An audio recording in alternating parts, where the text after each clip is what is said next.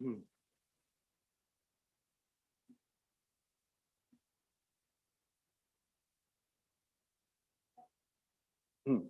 All right. Okay. Good morning, everybody. It's 10 o'clock. Welcome to the Safer and Stronger Communities Overview and Scrutiny Subcommittee. I hope you enjoy the meeting. I'd just like to welcome our YouTube viewers as well. And for their benefit, I'll just let them know who is in the chamber, which councillors are in the chamber this morning. We have Councillor Birch, Councillor Dewhurst, and by the way, we must welcome Councillor Dewhurst. He's new to the committee.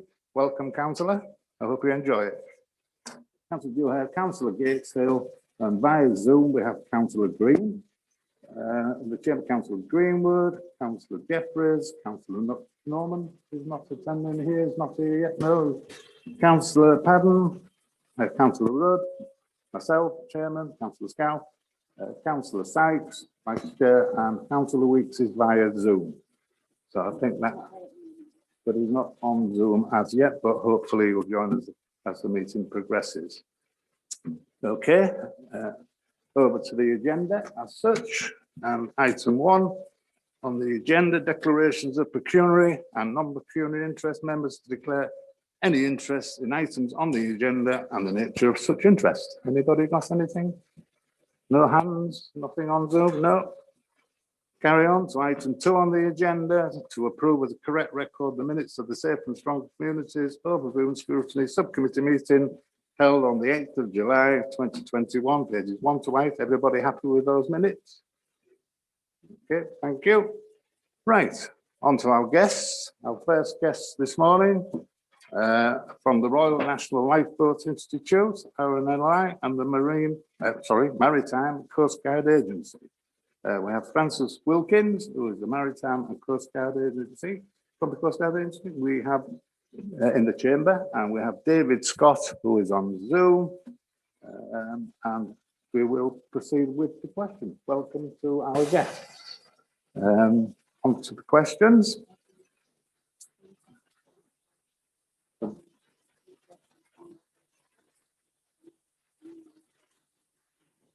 Okay.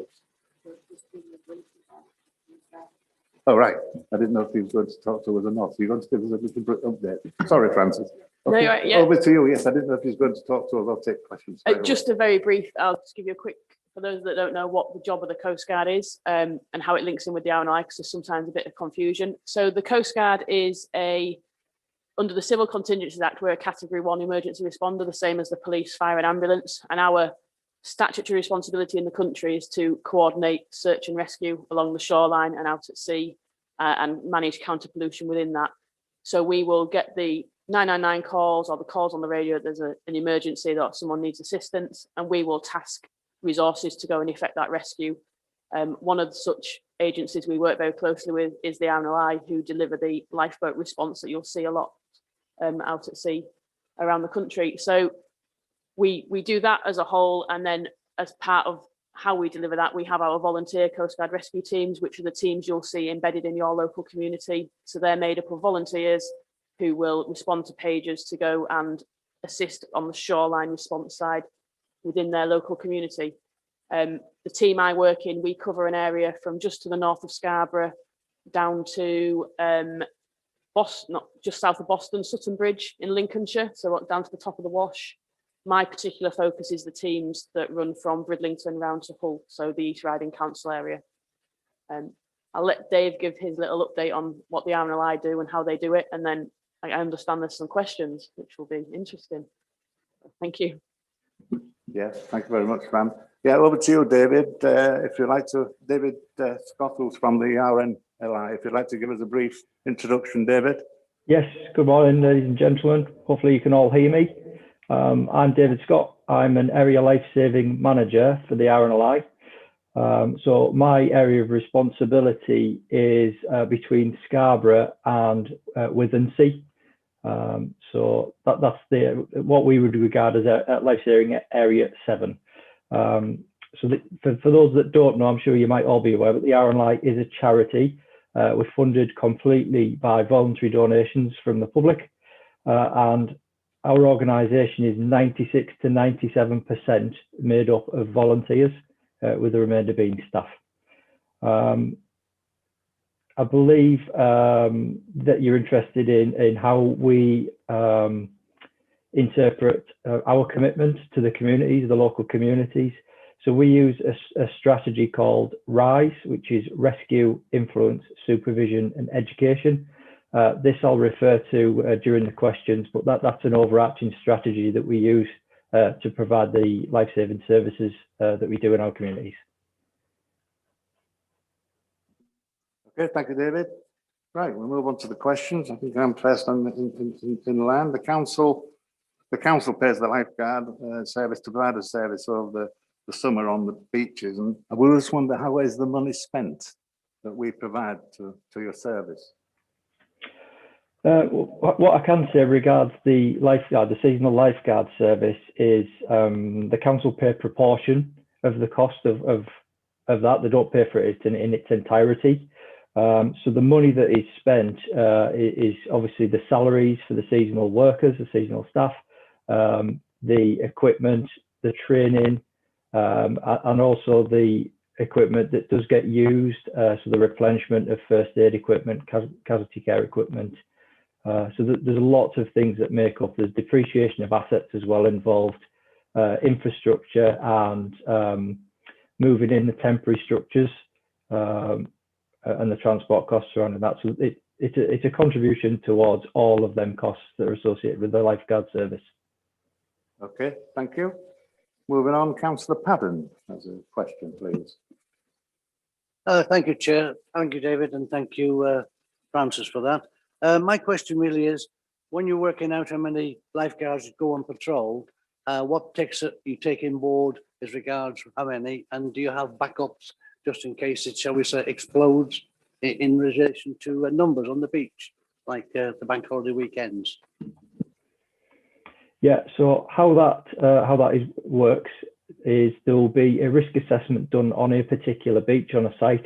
That's done pre-season, so before people start descending, or the majority of people start descending on our beaches. I know we have year-round beach users. What we do is we look at the approximate numbers from historic data. That's been slightly skewed over the last 2 years, and I promise not to say the word, but we all know what we're talking about. It's made visitors and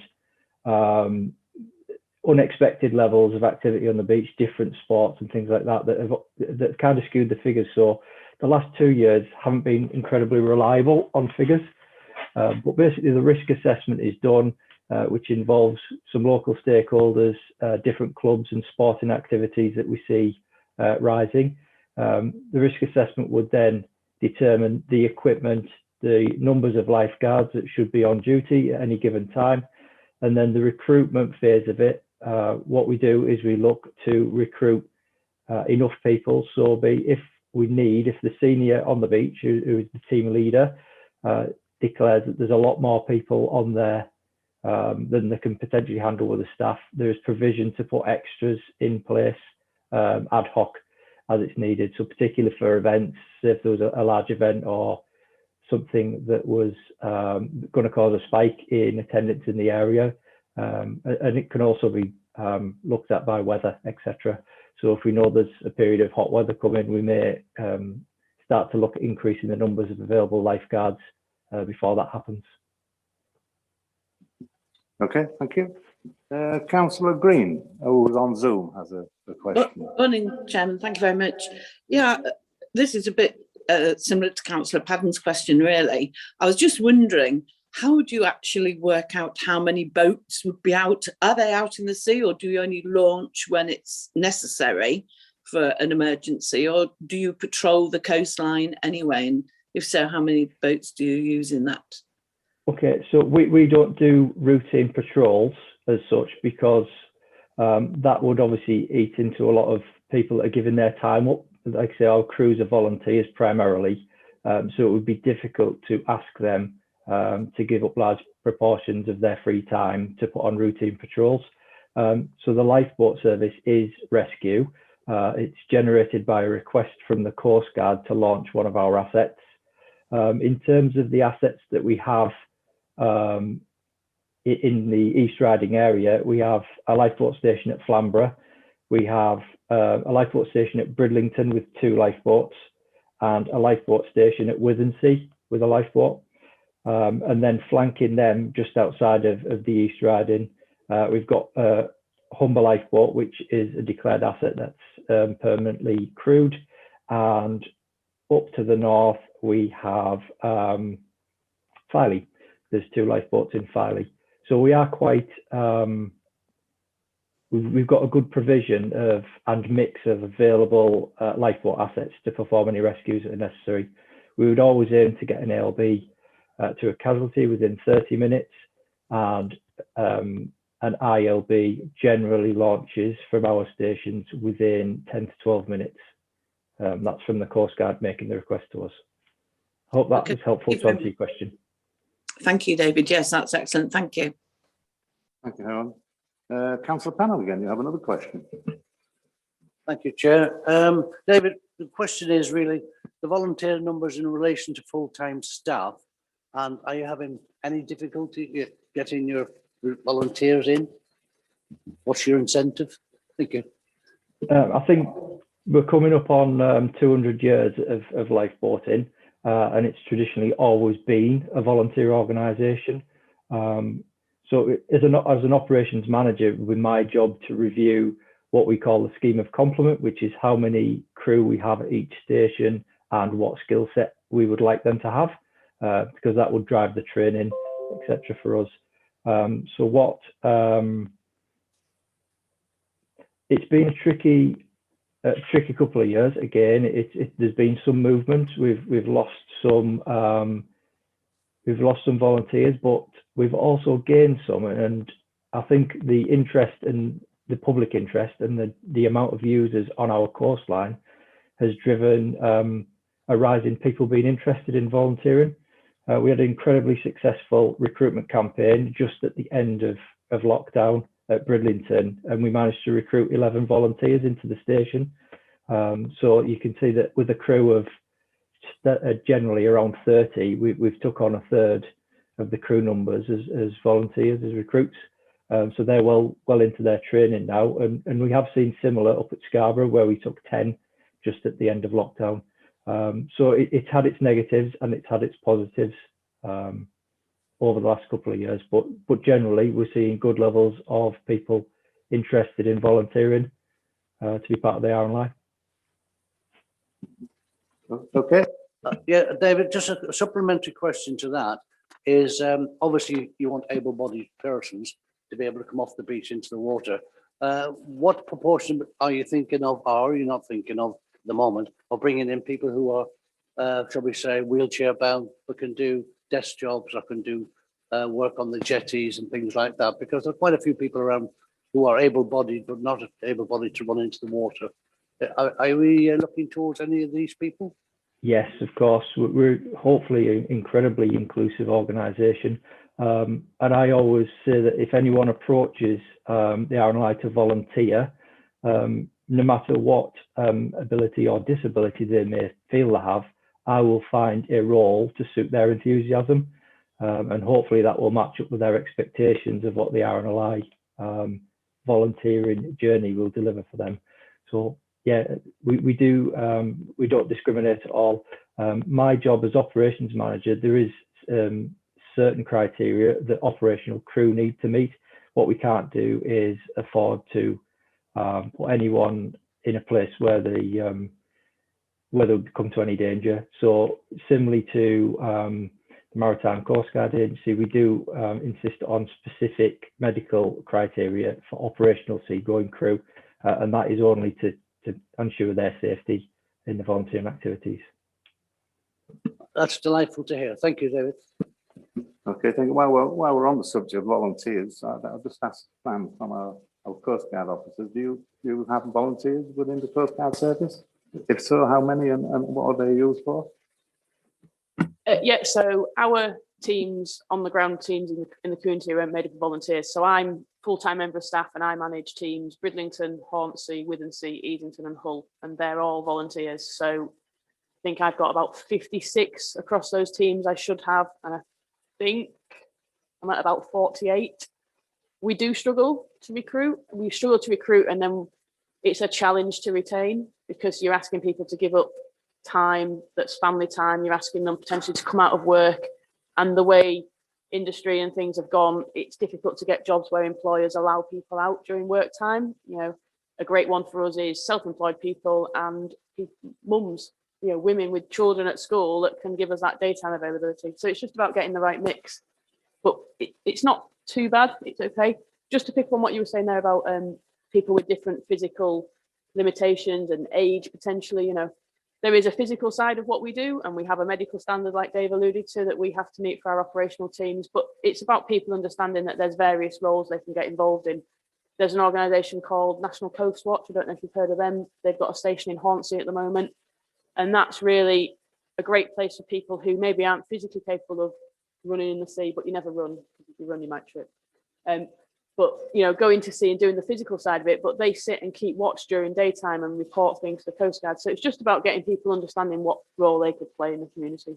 So, yeah. Yeah, thanks for that, Fran. Yeah, thank you. Moving on, Councillor Norman, question, please.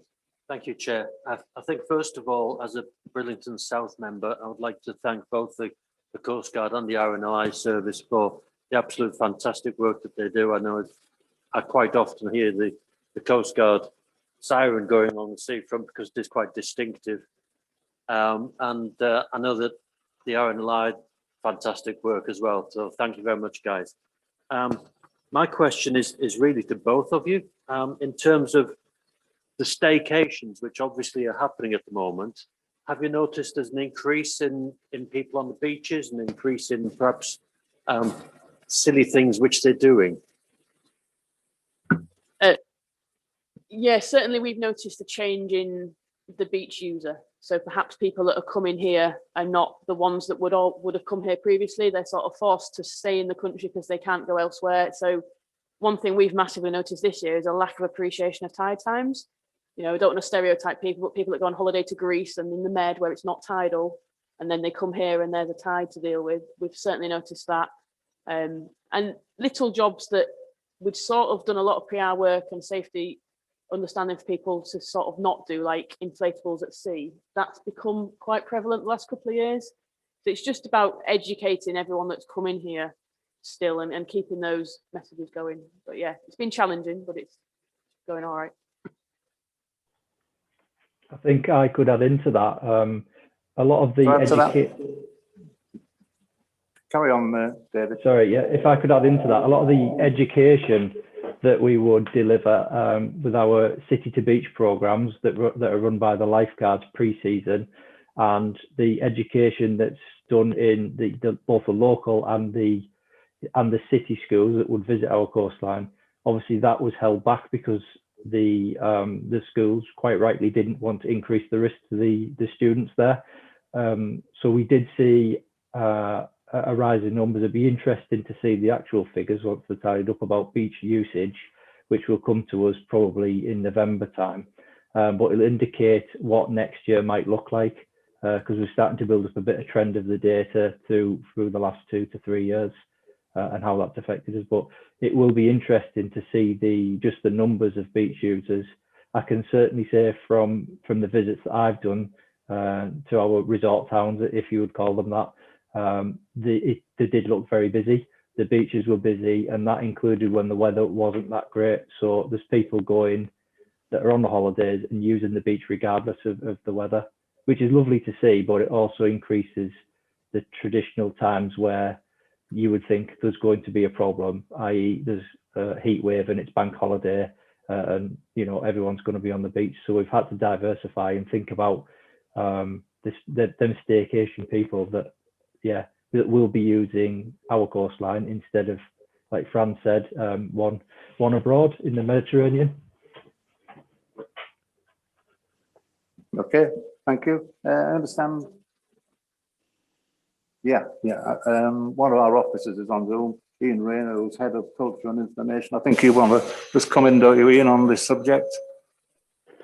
Thank you, Chair. Yes, I just wanted to add to the volunteering debate. Culture and Customer Services within the Adults Health and Customer Services Directorate working with the voluntary sector to map out and develop and support volunteering opportunities in the region. So it'd be something that we'd certainly love to pick up with the RNLI and the Coast Guard to support them and to provide networking opportunities. And we're looking at potentially having a portal in terms of a website so that there can be that promotion of volunteering opportunities and support for those that might want to volunteer. So it's certainly something that we can pick up with those organisations and bring them into that discussion. Okay, thank you, Ian. That's great. Carrying on with questions. Councillor Green again, please. You're on mute, Councillor Green. Sorry, I thought I had unmuted it. I must have come back on again. I apologise. Right, this is a question for the Coast Guard, RNLI, and also for Ian as well. Obviously, we've just discussed the beaches have been busier. How are we promoting beach safety and sea safety as the whole three group together?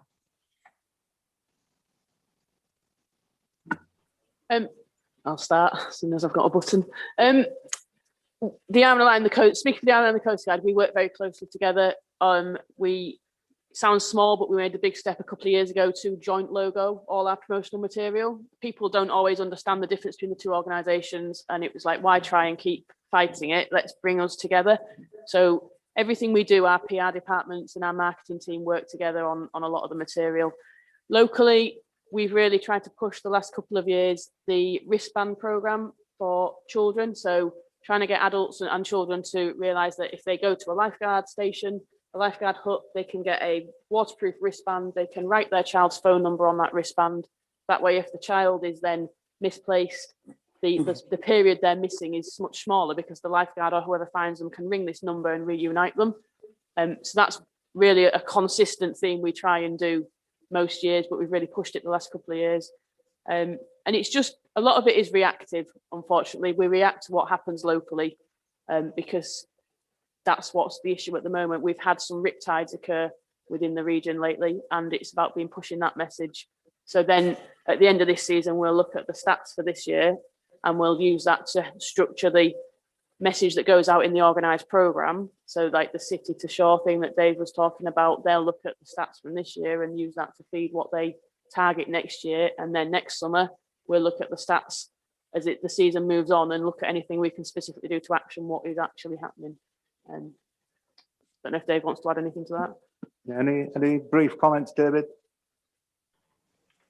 Yeah, I think we do meet quite regularly, and Fran and I talk a couple of times a month, and we do sort of talk about trends, things like that, and particularly the rescues that both agencies have been involved in, because there's always something to learn from that, and that there's always something we can maybe do a little bit better.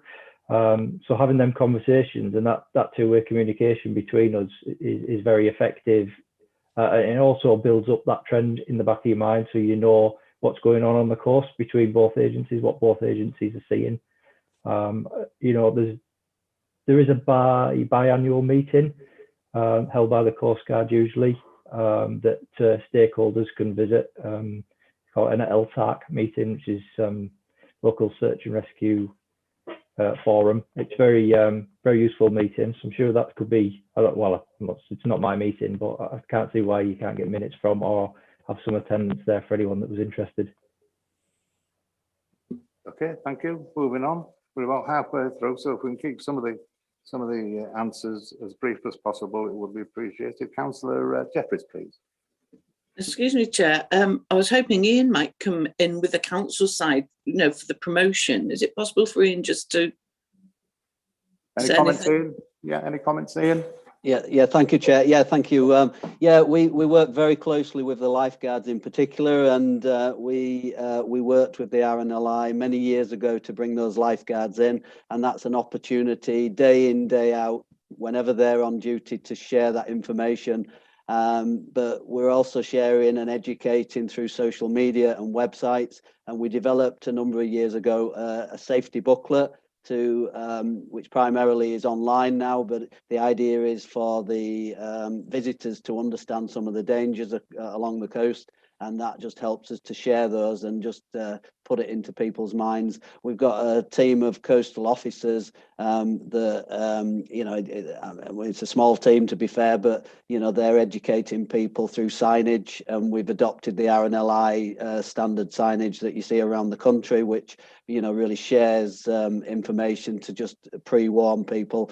I think we're as proactive as we can be, and we prioritize, I guess, the key areas. So one of the things that we would always do is we would invite bathers in particular to come to beaches that are lifeguarded, so that they're in the safest location that they can be, and then we'll educate, and we will, you know, we regularly visit other beaches and other localities as well. So it's very similar to other responses. It's about education, it's about responding when need to, and you know, and I've seen incidents where everybody's mobilized in a fantastic way to respond to an incident. Okay, thank you. Does that answer your question, Councillor Green? Yeah, you're on mute again, but I can see you nodding. Moving on, Councillor Jeffries now, please. Thank you, Chair. My question is to Francis as well as to David. Can you give us an insight into how you work with your partners, the Humberside Police, the Humberside Fire and Rescue Service, with access to use of helicopters in searches? Yeah, so like I said at the start, we're a Category 1 responder. So as part of that, under the Civil Contingencies Act, we have to engage with all the emergency planning and things that happen within the local area. So we sit at the local resilience forum meetings. So yesterday I was at the interoperability meeting, which is police, fire, ambulance, coast guard, power companies, things like that, all talking about our exercising and planning things. So that embeds that working together that then rolls into emergencies as and when they happen. With regards to helicopters, search and rescue helicopters are a service that is delivered by the Coast Guard. So we contract it out to a company called Bristow's. They provide the national structure of search and rescue helicopters around the country, one of which is based at Humberside, and they're tasked and mobilised through a Coast Guard operations centre.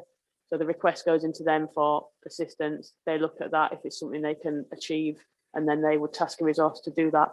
So it all sort of seamlessly flows through the coordination centre that the Coast Guard manage. Okay, thank you, Fran. Moving on, Councillor Dewhurst, your very first question. Just Chair. Yeah, from was David, there I something haven't heard from David. on that subject? Sorry? Sorry, I didn't hear. Did someone ask for a response from me? You didn't hear the question? No, I didn't. I didn't know if did someone request a response from me then? I thought I heard my name. Yes, yeah, if you wanted to comment at all. I think Fran summed it up nicely with regards to the aircraft. They are a Coast Guard asset. We're just looking now at reintroducing training with the aircraft because obviously it's a high risk activity for us, but also a very important activity in terms of search and rescue. So we're just going to reintroduce that with the crews, which will hopefully just refresh everyone with that activity. But all requests for aircraft from RNLI, from Lifeboats, would be by the Coast Guard watchroom. Okay, thank you. Can I, Chair, ask a sub-question here? Yeah, by all means. Probably to Francis. What is the main differences between the two of you, the maritime and the RNLI? So the RNLI deliver a search and rescue response. They send a lifeboat at our request to go and effect a rescue. We're a coordination authority, so we receive the information that there is a problem. We look at what is best sent to achieve that. Is it a helicopter? Is it a lifeboat? Is it putting out a Mayday relay to any other vessel that's passing and asking them? So we have the obligation under various acts of law to implement search and rescue and deliver that function. The RNLI, and I don't mean this in a bad way at all, is a tool we use to do that. The same as the fire would be a tool we use, the police, our own Coast Guard team. So the RNLI wouldn't have a role if there wasn't a Coast Guard as such to administer it, if that makes sense. Probably the easiest way to explain it. That's good. Answer your questions, councillor Jeffries? No. Okay, can we move on? We move on to now, councillor Dewhurst. Sorry, I had to wait a little longer. No problem. Thank you, First Chair. question, but, off you go. Thank you very much. I wanted to cover some well-publicised issues around jet skiing, particularly around Flamborough and the Marine Sanctuary, and also tombstoning, and how, as agencies, you deal with those issues, how much resource is it taking up, and what can we sort of all do collectively to prevent that sort of antisocial behaviour? It's an interesting question because the legislation that sort of prohibits the use of jet skis and tombstoning, jumping off the harbour wall, etc., that's a council bylaw, so it's not something we can enforce. We respond to that, and it was 2019. It was a big issue jumping into the sea or the harbour from in Bridlington particularly. So we'll go and respond to assist anyone who's in difficulty from doing so, but the stopping them doing it and try it kind of falls to the council really, and sometimes it has been a bit difficult to get that link up and running and actually enforcing it. Again, the police have difficulty enforcing it because it's a local bylaw, so it's probably something that it would be good to talk about with everyone there. Yeah, Ian, would you like to comment on that, since it's a council responsibility? Yeah, thank you, Chair. I think it's the bylaw is the council bylaw that we would enforce, but the safety issue, I think, is a responsibility that we all need to pick up on. And I think the education that we talked about previously is really important. Unfortunately, there are a minority that will be intent on carrying out this activity. So one of the things that we will do is, we educate to avoid it in terms of the information we spoke about earlier. In terms of the opportunity for teams to advise people real time, then we'll pick up on that. It is quite a difficult situation because we've got to follow through on legal processes to prevent them, and obviously it's a real time activity that is taking place, and we're mindful of the fact that it's a risky activity. So it's about that education to stop it. It does tend to come in sort of waves, and there are times when we don't suffer this problem, and there are other times when we're having to deal with it. I think it's fair to say we mobilise and respond when we see it happening. But I think it's the type of thing that has probably been done for many years, and we're working at reducing it and stopping it in the best way that we can through education and enforcement if necessary. And I think in terms of the Coast Guard response, I think it might be good that we actually get together to discuss how we can be as efficient as possible to continue to control this problem. Okay, thank you very much, Ian. I think we also have on Zoom Alex Crutchley as our Destination Facilities Manager. I think you wanted to comment, did you, Alex? Yes, thank you, Councillor. Just with regards to the jet skis, we did have an incident about a month or so ago where some of the jet skis went into the harbour area in Bridlington. These people using the jet skis were identified at the time, and the information has been passed on to the police, who will enforce through their powers with regards to their inappropriate use of jet skis. We've also spoken to Hornsey Boatyard operators as well, so they've been reminded of their responsibilities when launching jet skiers, as that's where this particular group had launched from. So we are taking action to encourage people to use them responsibly and also in a safe manner, so it's not endangering any beach users or any wildlife in the Flamborough area and so on. Yeah, thank you very much. The next question was by Councillor Weeks, who unfortunately was supposed to join us on Zoom but can't, but I'll take over here because I think it's the same for the same people to respond to what influence on the safe use of inflatables in the sea can you give? It's been on the news recently, the danger of inflatables. I don't know who wants to comment on this, how we can make our residents safer, whether we should ban them from sale and shops, etc., etc. I would say it's a persistent issue every season. we have the same. You can use education to try and inform people of the dangers. However, you have a lot of people visiting that might not have seen our targeted programs of education. The only real way to influence it in any notable measure is to ask the seafront businesses not to supply them directly, so not to sell them there. So at least what we can't do is stop people from buying them from other places, online, etc., bringing them with them, but we can reduce the availability of that, I guess, snap purchase.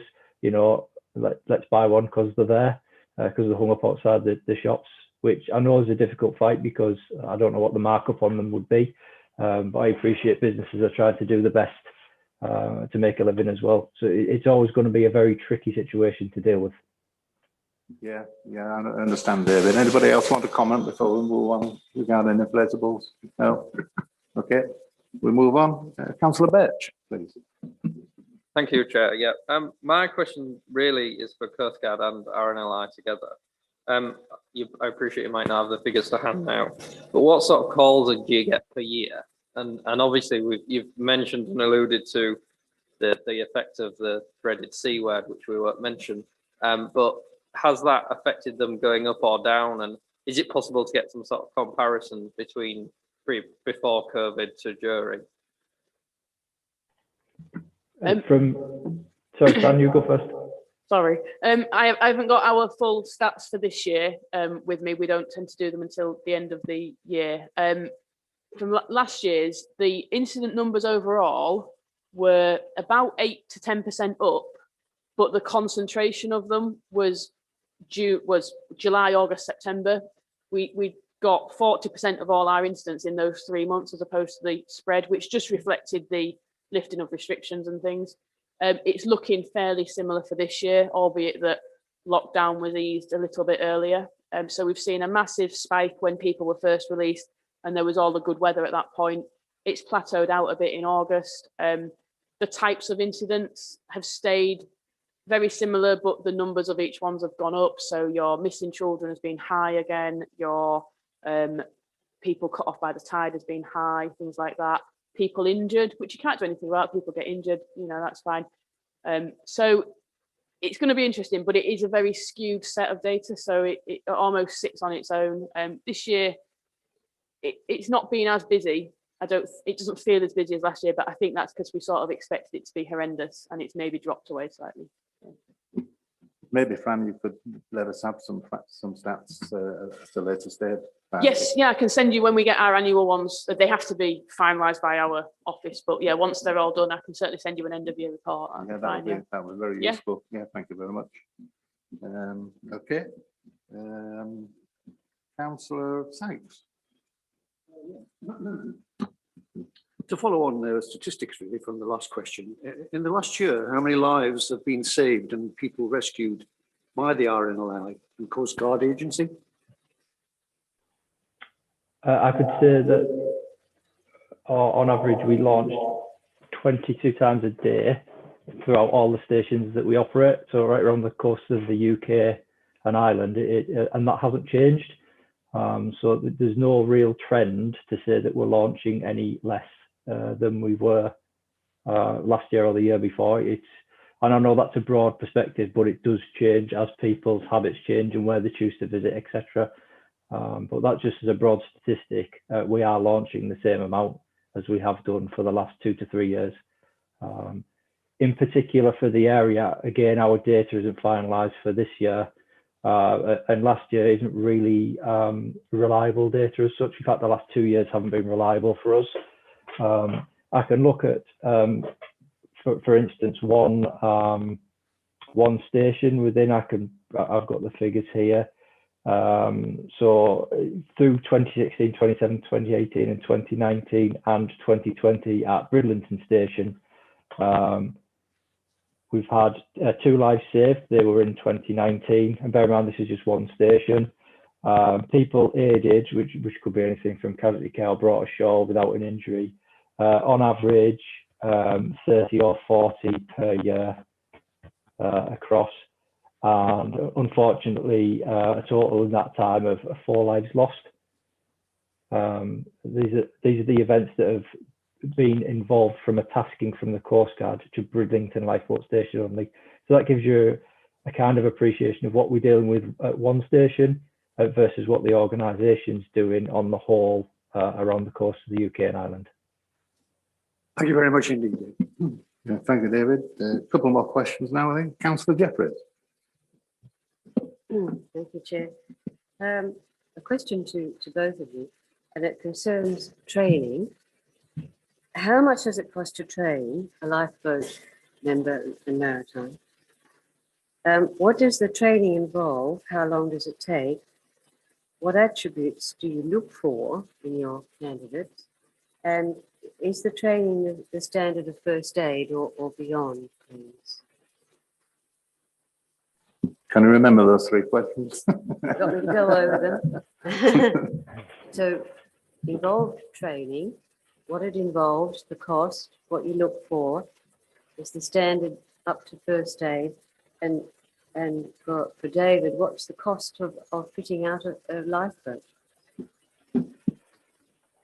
I mean, there's some dependent factors in that, but our training system is based on competency based.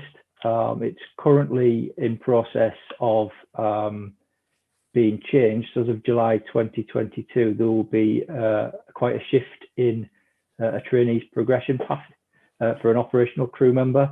So there will be an element of revalidation of training. So we're not relying on, once you've got your driving license, that's going to be renewed. So people are constantly refreshed with the most up-to-date training. How that's delivered is there's an RNLI college in Poole in Dorset. So each crew member would have the opportunity to go there, usually more than once, depending on what crew roles they would like to do and what we as a station would ask them to do. So the cost is, again, it's all met by the voluntary contributions from members of the public. To put a cost on the training is very difficult because there's that many different training courses available.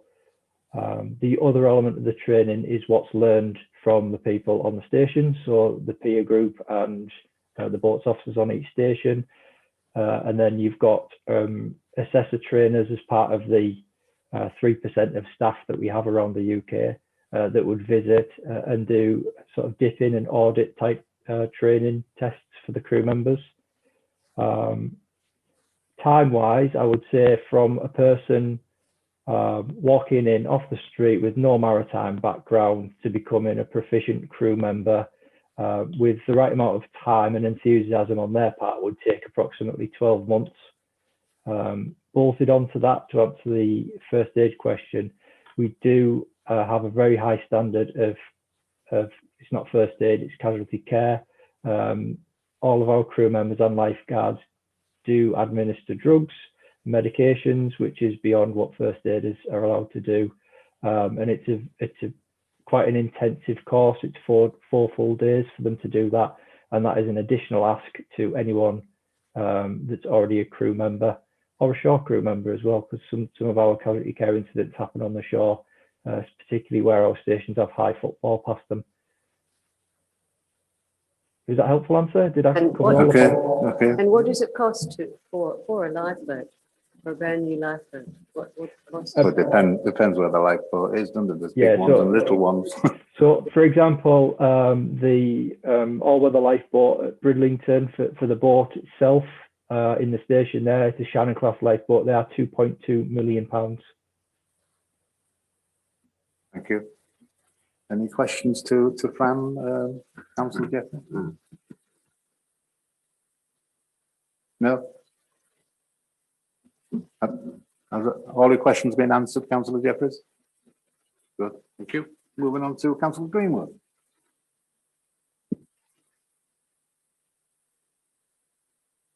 Thank you, Chair. I think you might have answered this question, but I just would like to know how many boats operate across the East Riding coastline? How many boats do you have in total? Thank you. So for lifeboats across the East Riding, we have obviously we have Bridlington. There's 2 there. We have Flamborough. There's a single lifeboat there, and we have Withensea, and there's a single lifeboat at Withensea. But I believe there is an independent station at Hornsea, and I think they have 2 lifeboats. I'm not sure which are declared for use, but they are independent to the RNLI. But I know that Fran would probably explain how they are tasked as well, or it's in a similar manner, so they are a tool that can be used by the Coast Guard. Yeah, so there's an independent lifeboat at Hornsea, and there's an independent lifeboat station at on the River Humber, underneath the Humber Bridge there. So they are tasked and requested in the same way as the RNLI, and they declare a standard they can operate to in a similar way. But they're still independent little charities that run a comparable service to the RNLI. Okay, Thank you very much. you have a question now, Councillor Patton. Yes, thank you, Chair. I think it's for both parties, really.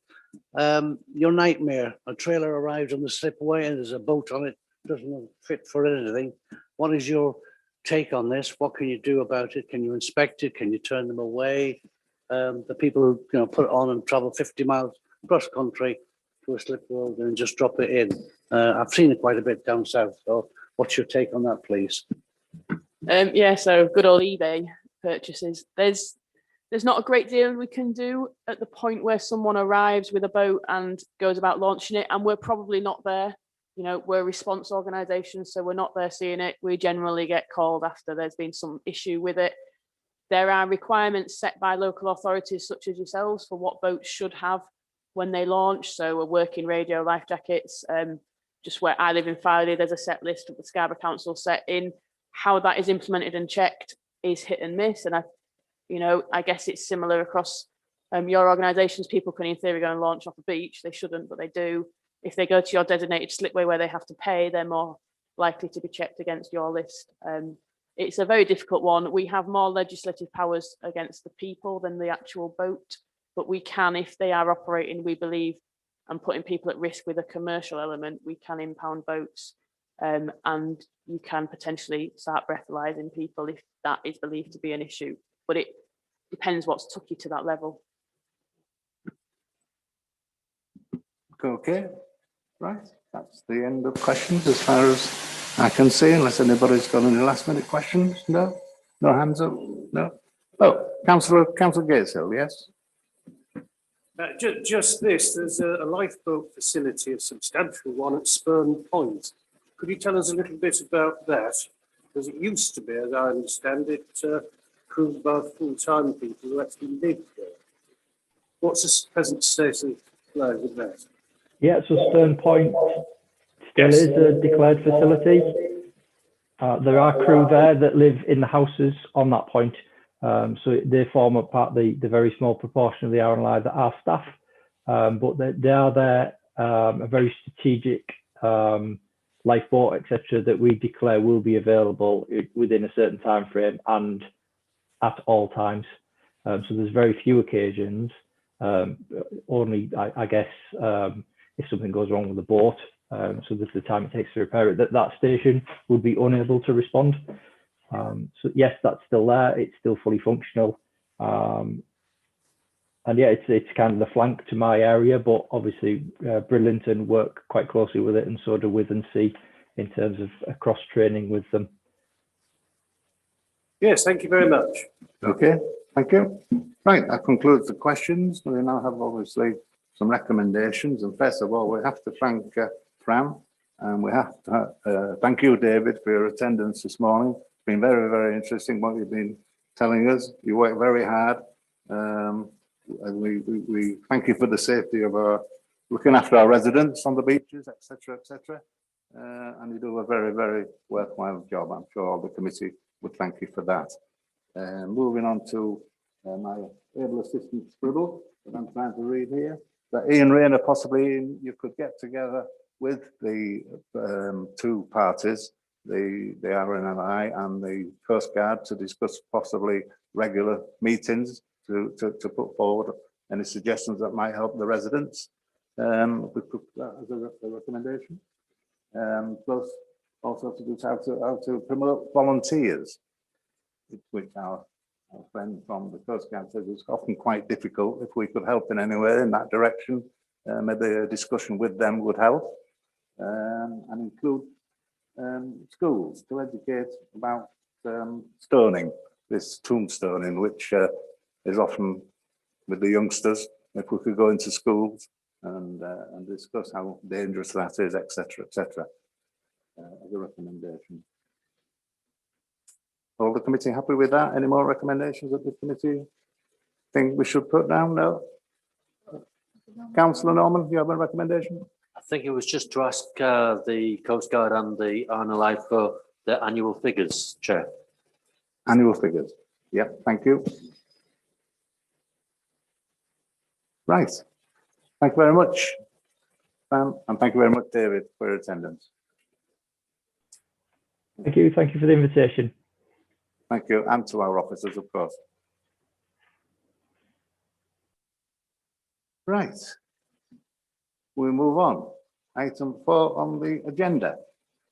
On here, I've got Hull and Gould Port Health Authority and Associated British Ports. Unfortunately, Associated British Ports have had to cancel last minute because of working pressures. There are some work that was needed to be done today, and they have sent their apologies. So, but we have a very important guest this morning with us. We have Lawrence Detman, who is the Chief Port Health Inspector for Hull and Gould Port Health Authority. Good morning to you, Lawrence. I think we've met before, haven't we, on the Scrutiny, many years ago. We actually visited you on the docks, and we had a discussion then. So thank you for attending this morning. Did you have a little presentation for us, or did you want us to go into questions? I'll just give a brief update as to where we are. Thanks for inviting me back. Actually, I do remember it probably about 20 years ago, maybe. I also remember that I came to a meeting at the offices in Scala of this. So that's how long ago that is. But these are much better and palatial surroundings. So congratulations on this. It's a good job they built this when they did, because I don't think we'd be building this sort of thing now, would we? But yeah, the Hull and Gould Port Health Authority has been around since 1887. It was originally set up to protect the residents of the area, particularly the ports of Hull and Gould, because of course we didn't have much in the way of ports on the south bank in those days, and the River Trent was in its infancy. How things have changed. So really the Hull and Gould aspect of the authority is probably a misnomer these days. We should perhaps be called the Humber Port Health Authority, although we couldn't have that because we don't cover Grimsby and Immingham. So the North East Lincolnshire Council actually do that bit of it. So we couldn't say that we claim to cover all of the Humber, because we don't, but most of it. And certainly the extensive Trent wharves and most of the south bank up to Immingham Dock. And as members will surely know, there's been a lot of development in recent years on the south bank and down the River Trent. So it was set up originally to protect people from what you might call the old diseases, such as plague, smallpox, cholera, and so on. And it's a sobering thought to think that, you know, a lot of those diseases, it's probably thought that they've disappeared. There's only one that has, and that's smallpox. And so the rest of them are still around somewhere in the world most of the time. So it's still an ever-present risk. But how we found out in the last 2 years, haven't we, just what infectious disease can mean to us around the world with a pandemic that nobody really forecast. Although part of our planning has been for years the pandemic flu. We've maybe got that a little bit wrong, but it turned out to be something that isn't flu, but has a very, very similar effect in the numbers of casualties and deaths and illness. So where we are today is we're still protecting the residents of around the Humber, particularly relevant is the East Riding. Gould is a very busy port. It's the furthest most and busiest inland port in the country and still developing. We are environmental health officers by profession generally, and I've been around with the authority, as you say, Chair, for quite a long time. In fact, tomorrow I will celebrate 53 years with the authority. So a round of applause, thank you very much. It just, I'm not expecting a gold watch, Chair, but anything would be welcome. But I did actually get a certificate from the authority for 50 years service, which was very nice and has pride of place at home in my office. So I don't know what you get for 53 years, but more pressure, I think, more stress. But I was asked quite a few specific questions as to what health controls protect East Riding residents. Well, as I say, we are environmental health officers, so anything that your environmental health officers do, generally we do as well within the port setting. So it's things like food safety, food hygiene, pollution control. And I do remember, and some of your members may remember, the situation with the refuse-derived fuel situation in Gould Docks a few years ago, which created one heck of a stink for a very long time. And we were involved very closely with that and the Environment Agency. I'm happy to say that that was resolved eventually, but it was one of the most contentious things to happen in Gould Docks for many years.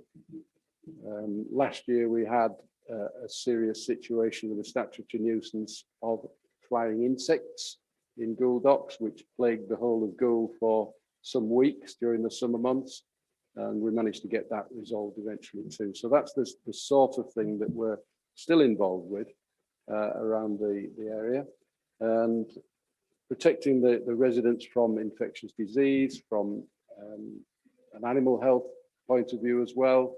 We have that remit. In fact, the authority has a very, very broad health protection remit. One of the things that we found during the COVID situation is that we've been under a great deal of pressure from ships arriving with either infected persons or people who have had to isolate because they've been in contact with infected people.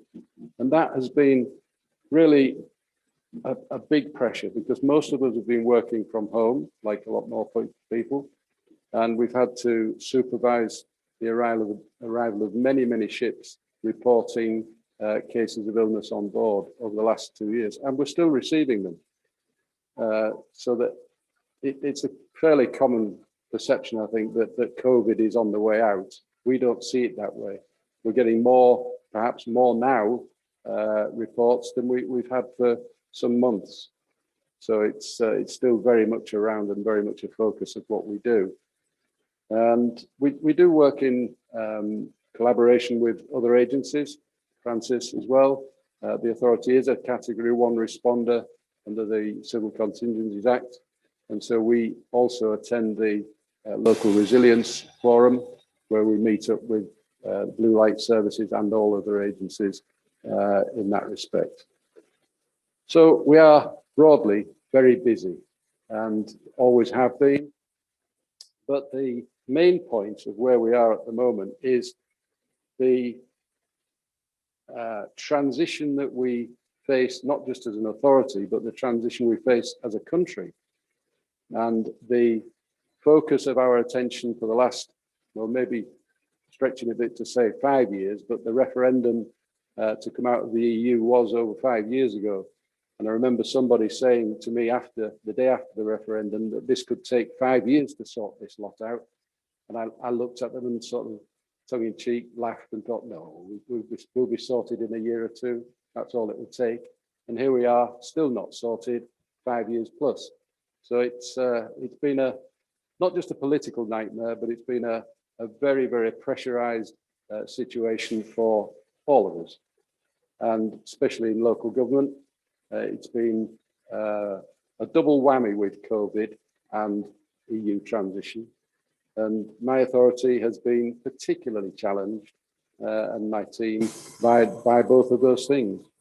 And the well-publicized transition from European membership has created a situation that some of us in our worst dreams and nightmares, I think, actually did forecast.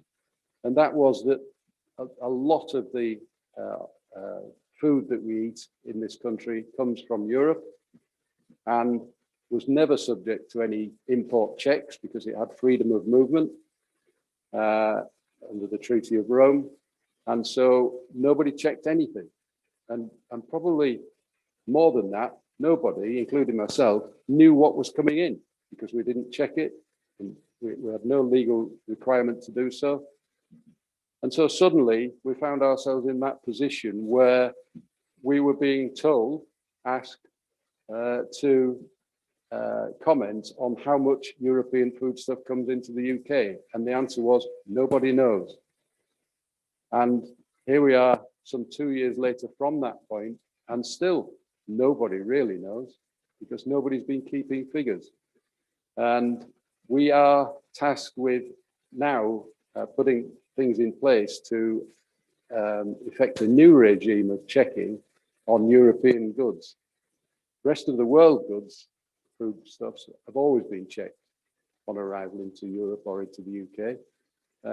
So there is a model there in a sense, but the checking of EU goods is a whole new regime.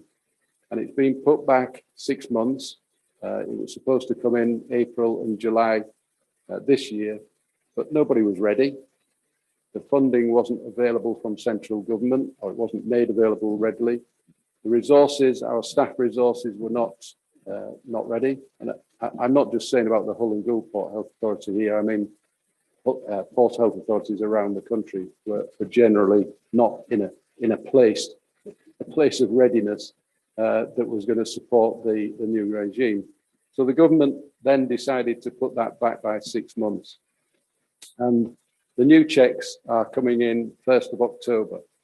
There will be documentary checks so that foodstuffs arriving in our ports will be subject to documentary checks from the 1st of October to the 1st of January. At the 1st of January, the full regime comes in where physical checks on foodstuffs as well as the documentary checks will be carried out by ourselves. So that's meant that our resources probably will have to triple in terms of staff numbers. The good news, if there is any, is that government funding has been made for this current financial year. And we're currently bidding for more funding to take us through to April from central government. And I'm hopeful that we'll get something. Because of course, the Hull and Gould Port Health Authority is funded by levies, always has been. It's a joint board. And the East Riding Council is a member of that joint board. So the East Riding thankfully continue to fund us with their contribution. But the unfairness, if you like, of what is a national protection falling upon local council taxpayers is something that I've gone on about for the last 50 years. And I can tell you that this government funding we've received for EU transition is the first ever central government funding that the authority has ever had. So I'm grateful for it. But of course, this service has to be sustained. And tripling your numbers of staff, including some very expensive new officers, official veterinary surgeons, has to be funded on an ongoing basis.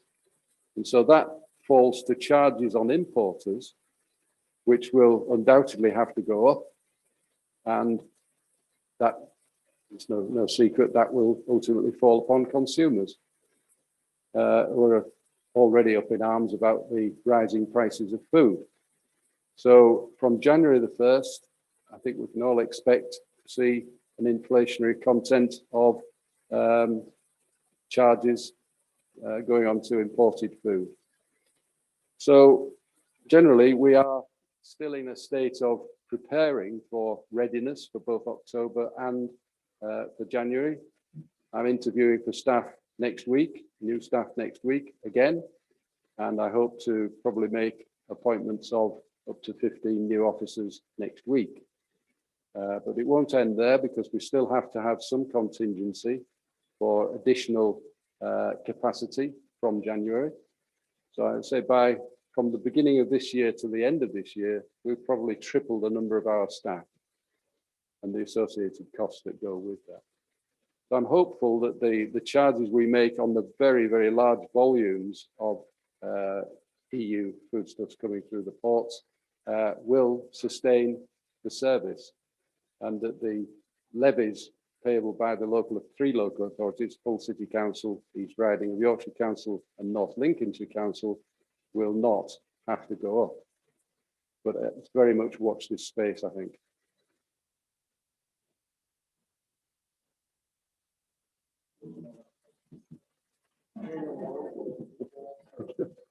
Sit down, the more questions we're going to ask. I'm sure I've got lots of questions myself, but I don't have many answers at the moment. No, thank you very much for that. But yeah, I mean, the first questions on here were, you know, how has Brexit and COVID impacted on your regular checks on cargo on the ships? And has there been a resource implication to that? Are checks at the same standard they should be? I mean, you've answered that really. Well, I could say, Chair, if I could just answer that as regards ship inspection itself. I mean, COVID, like every other service, it hits us very hard and very suddenly, but we managed to adapt to a working from home situation very, very quickly, I'm pleased to say. And so we adopted a new method of inspecting ships remotely. And we managed to utilize such things as using Skype and FaceTime and all that sort of thing.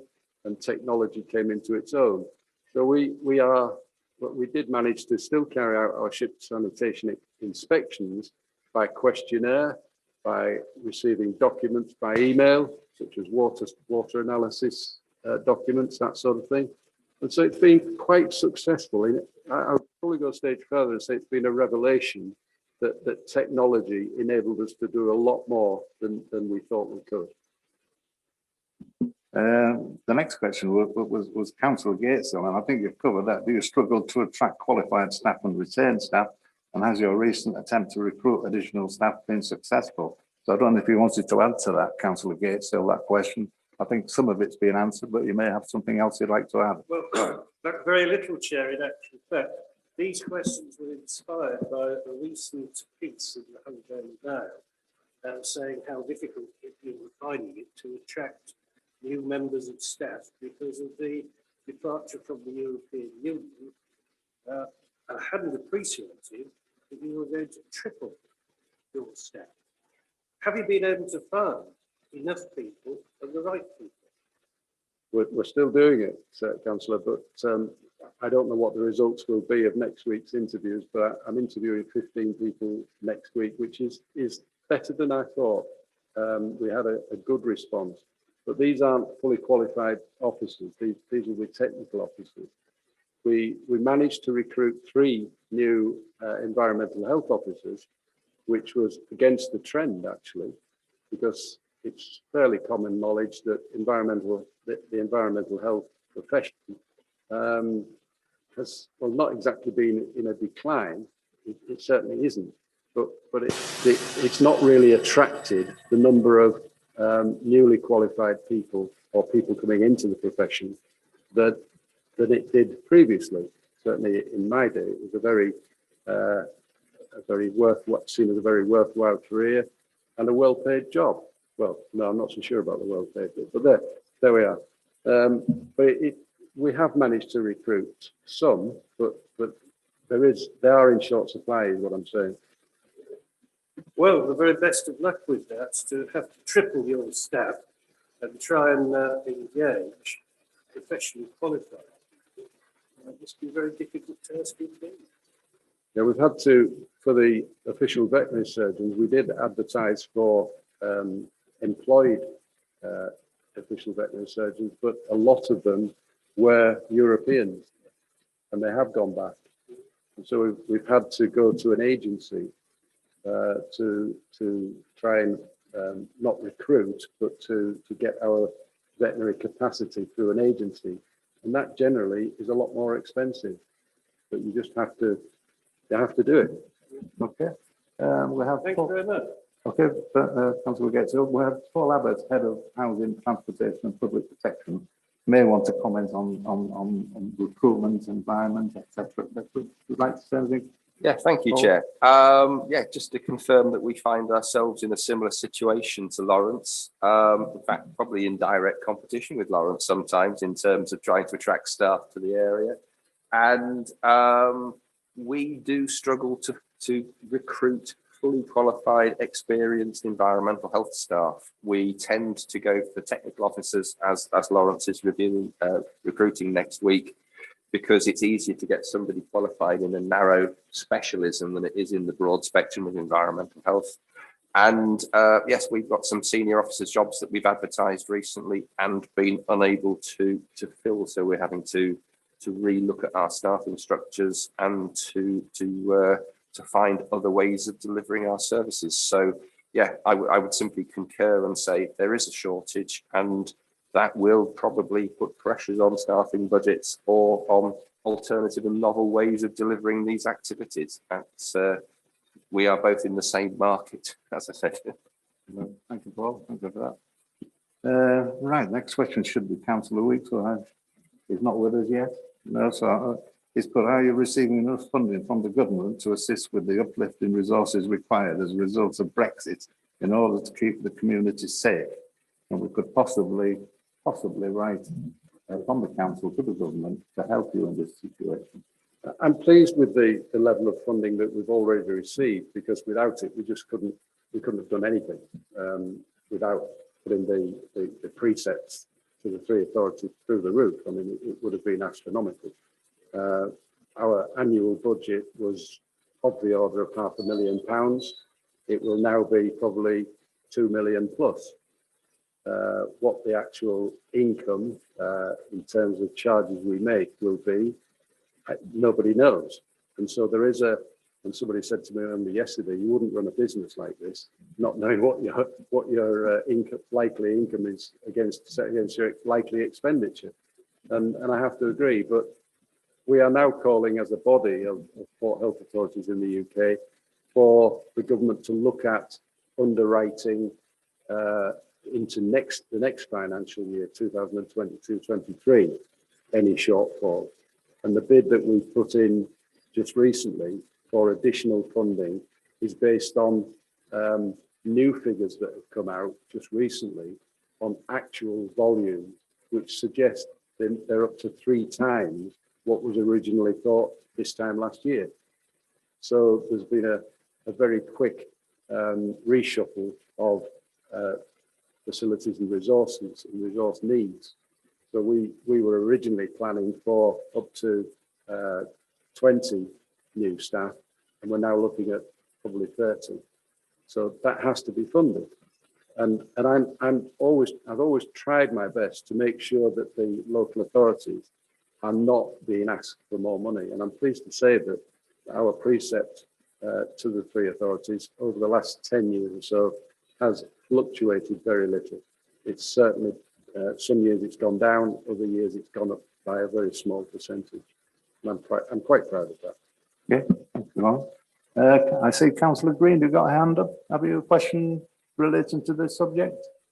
Yeah, I have. Just going back to the Brexit situation, I don't know if Lawrence can answer this. I remember when the new port checks were coming in after Brexit, we were anticipating huge tailbacks of lorries, and we had emergency car parking for lorries, and then the checks were stopped. When these checks come in again in October, are we anticipating that kind of heavy traffic with, I know you're going to have more staff, but do you anticipate having great queues of lorries in the area? I've got to be careful how I answer this, because there's a sort of a perception that we would have an M25 situation. You know, some of the Kent ports were in a different position because of the geography and the type of services we have. We have mostly overnight ferries into Killingholme on the south bank and into Hull. And so they arrive roughly the same time between, say, 6 o'clock and 9 o'clock in the morning. So the pressure is on really to carry out our checks in a very short time window. So one thing that we're still discussing with the government as a matter of great urgency is to be able to do the documentary checks the day before arrival, even the night before arrival. In effect, giving pre-clearance before the ships even arrive. And I see that as the only way to prevent congestion at the ports, let alone on the local roads. But if we can achieve that, then I can say that we probably won't have that level of congestion on the roads. It might just be extra storage capacity that's needed at the ports. Okay, right. Thank you. Okay, thank you. Moving on to the questions, Councillor Dewhurst, I think partly answered, but you can ask the question. Thank you. A couple of questions on animal and plant health. Are you confident that the lack of sanitary and phytosanitary checks at the moment is not going to lead to a health threat either in the East Riding or more widely? Yes, I mean, as we speak, the same stuff is coming in today as it has for the last 40 years or so. And so it's fairly well accepted that most of these products from the EU will not just suddenly become, or haven't suddenly become since Brexit, any higher risk profile. It's generally good stuff. The difficulty, I think, going forward is that there will be opportunities for fraudsters. We all remember the horse meat scandal from Europe and all that sort of thing. So there will be additional opportunities, probably people already scheming to carry out the next big food fraud. So that's what we're up against. The routine examination of relatively high risk food is not happening, but it will be happening from October and January.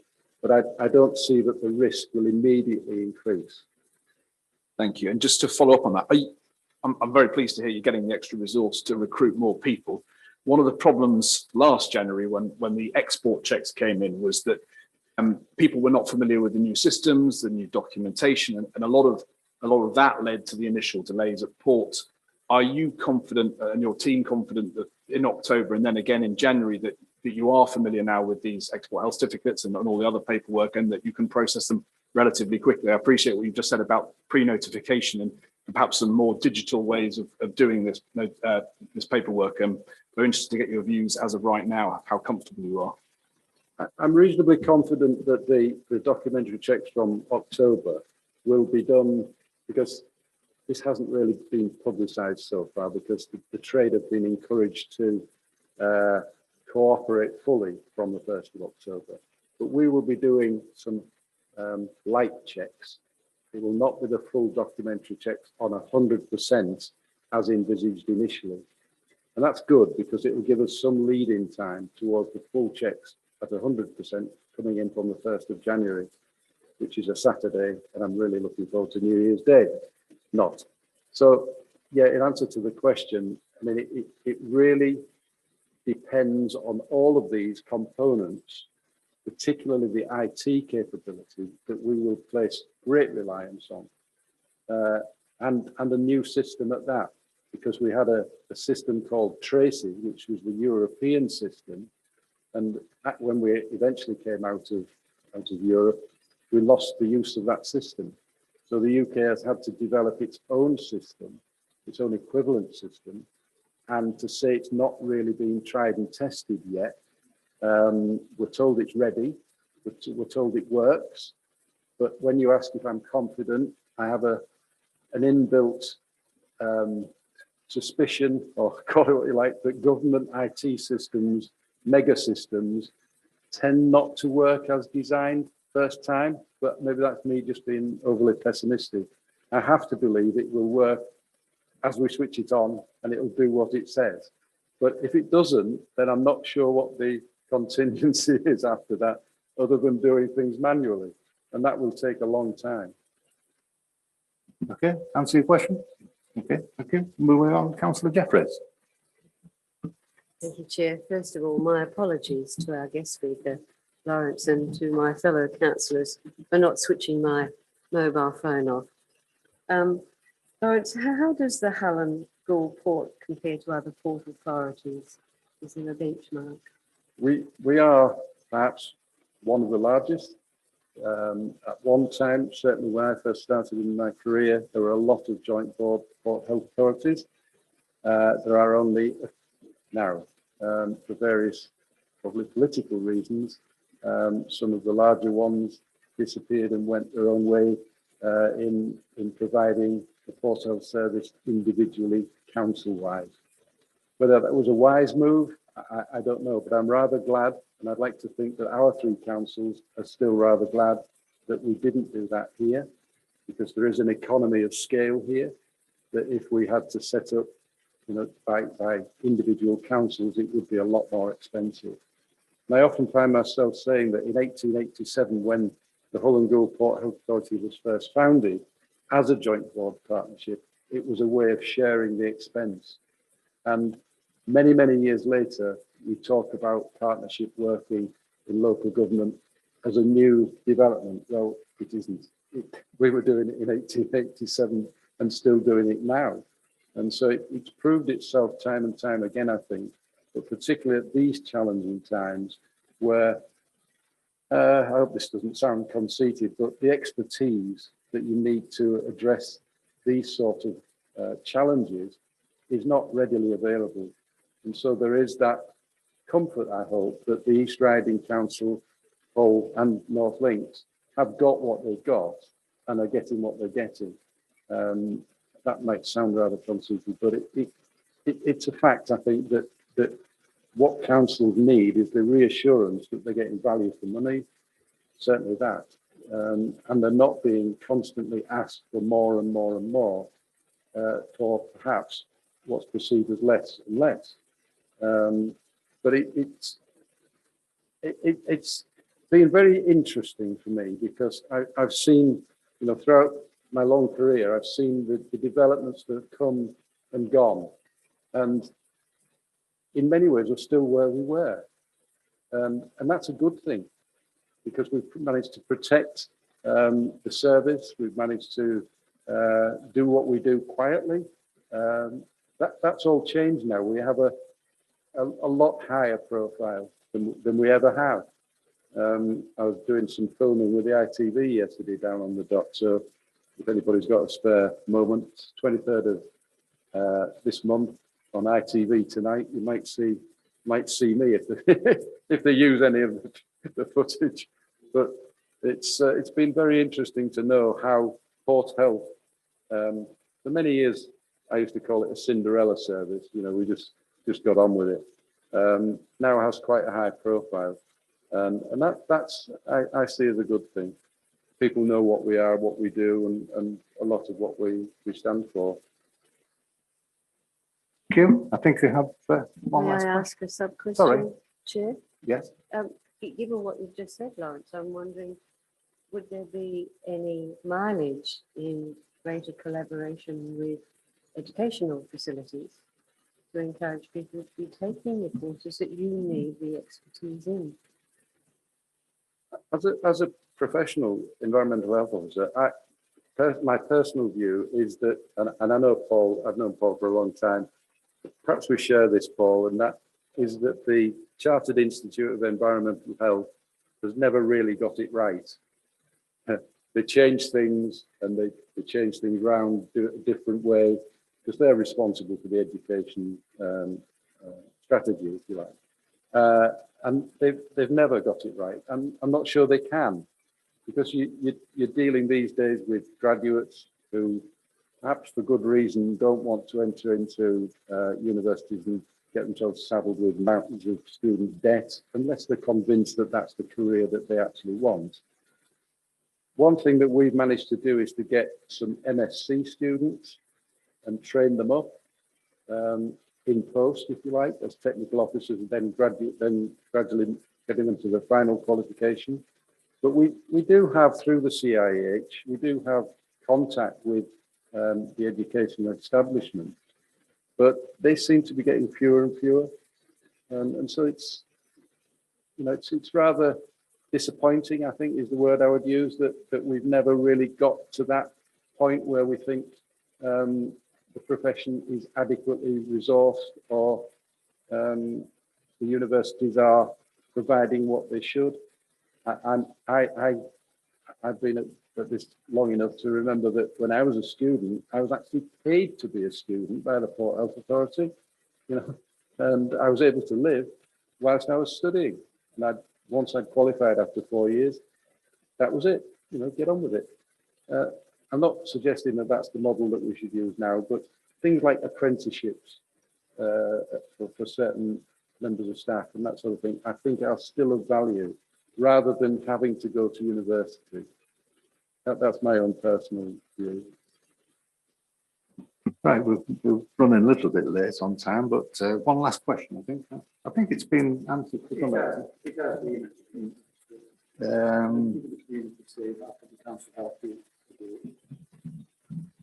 you hear that, Lawrence? Yes, well, as I say, we are a public protection authority as much as anything else. All the things that we talk about, imported food control, are just really another arm of that. And we hope to continue doing what we do. Just as the last line of the questions really was an update on the impact of COVID and our operations and future plans.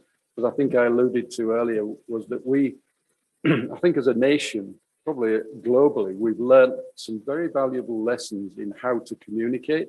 You know, we're doing it today, aren't we? And Teams meetings, Zoom meetings, that sort of thing. We found that we can operate in different ways. So the new staff and existing staff and our strategy going forward to do some of these checks, for example, we are insistent on the government that we have the capacity to do some of the work, the IT work, document checking, for example, remotely. So we can do it from home, or we can do it from the office, or from the dock. Could even do it from the back of your car.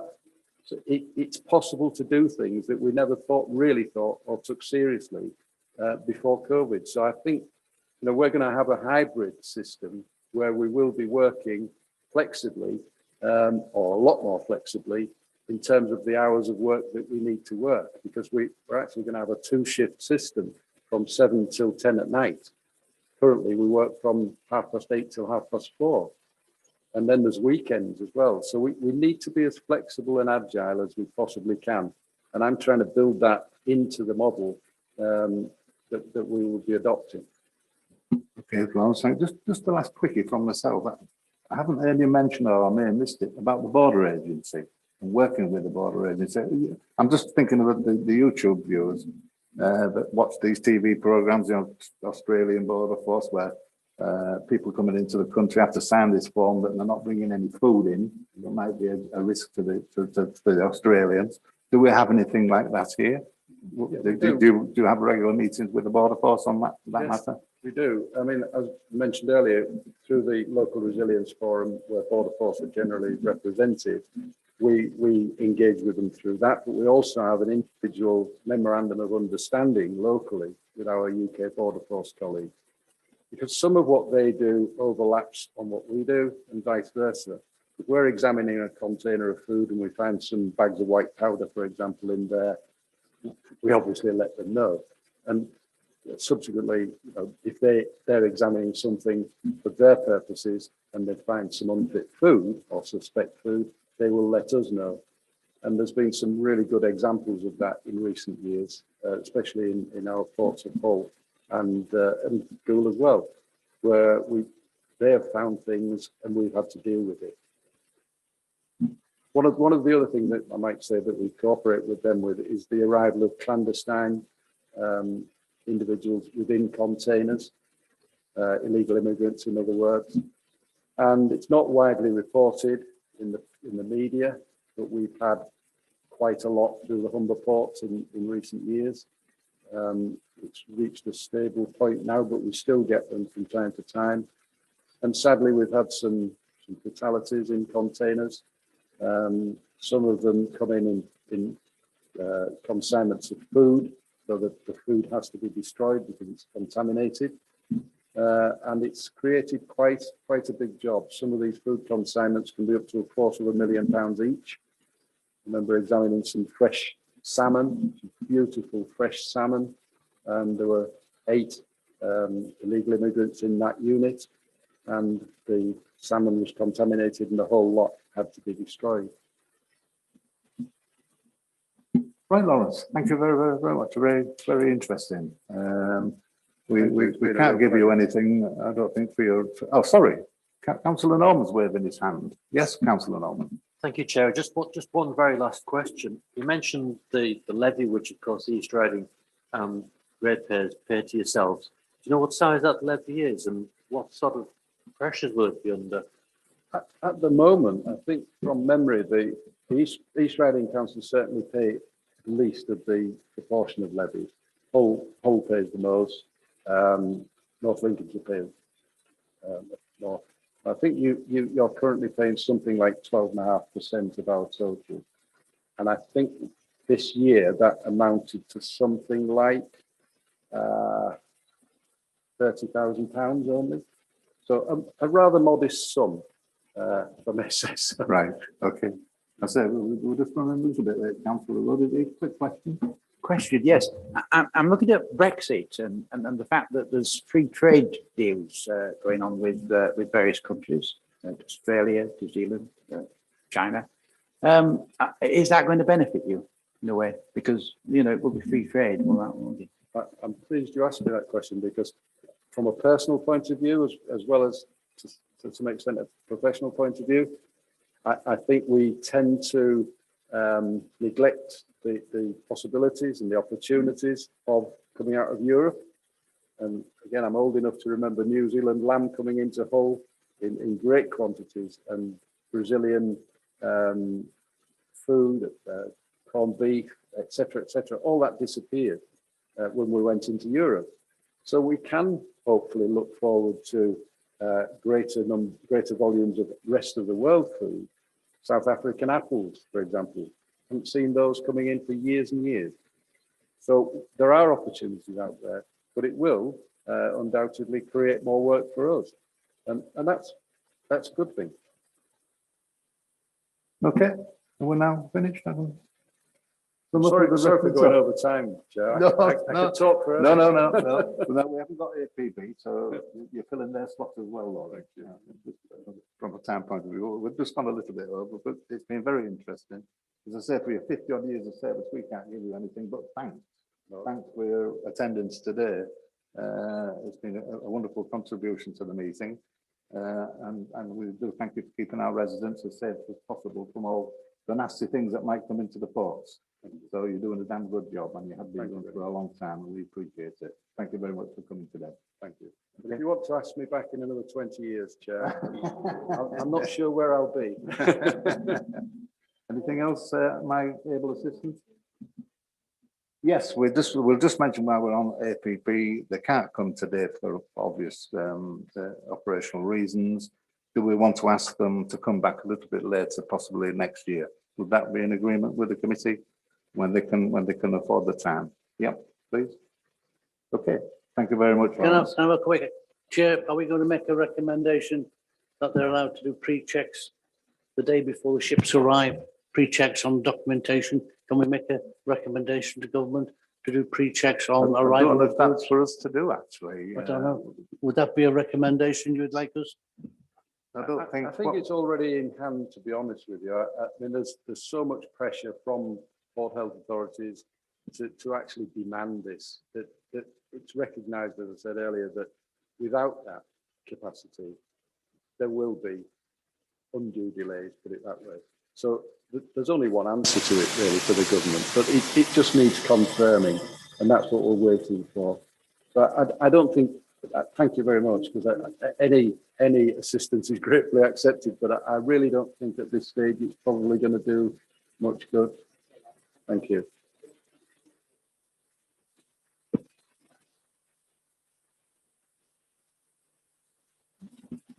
Right. Okay. That's it. Yeah. Thank you, Lawrence.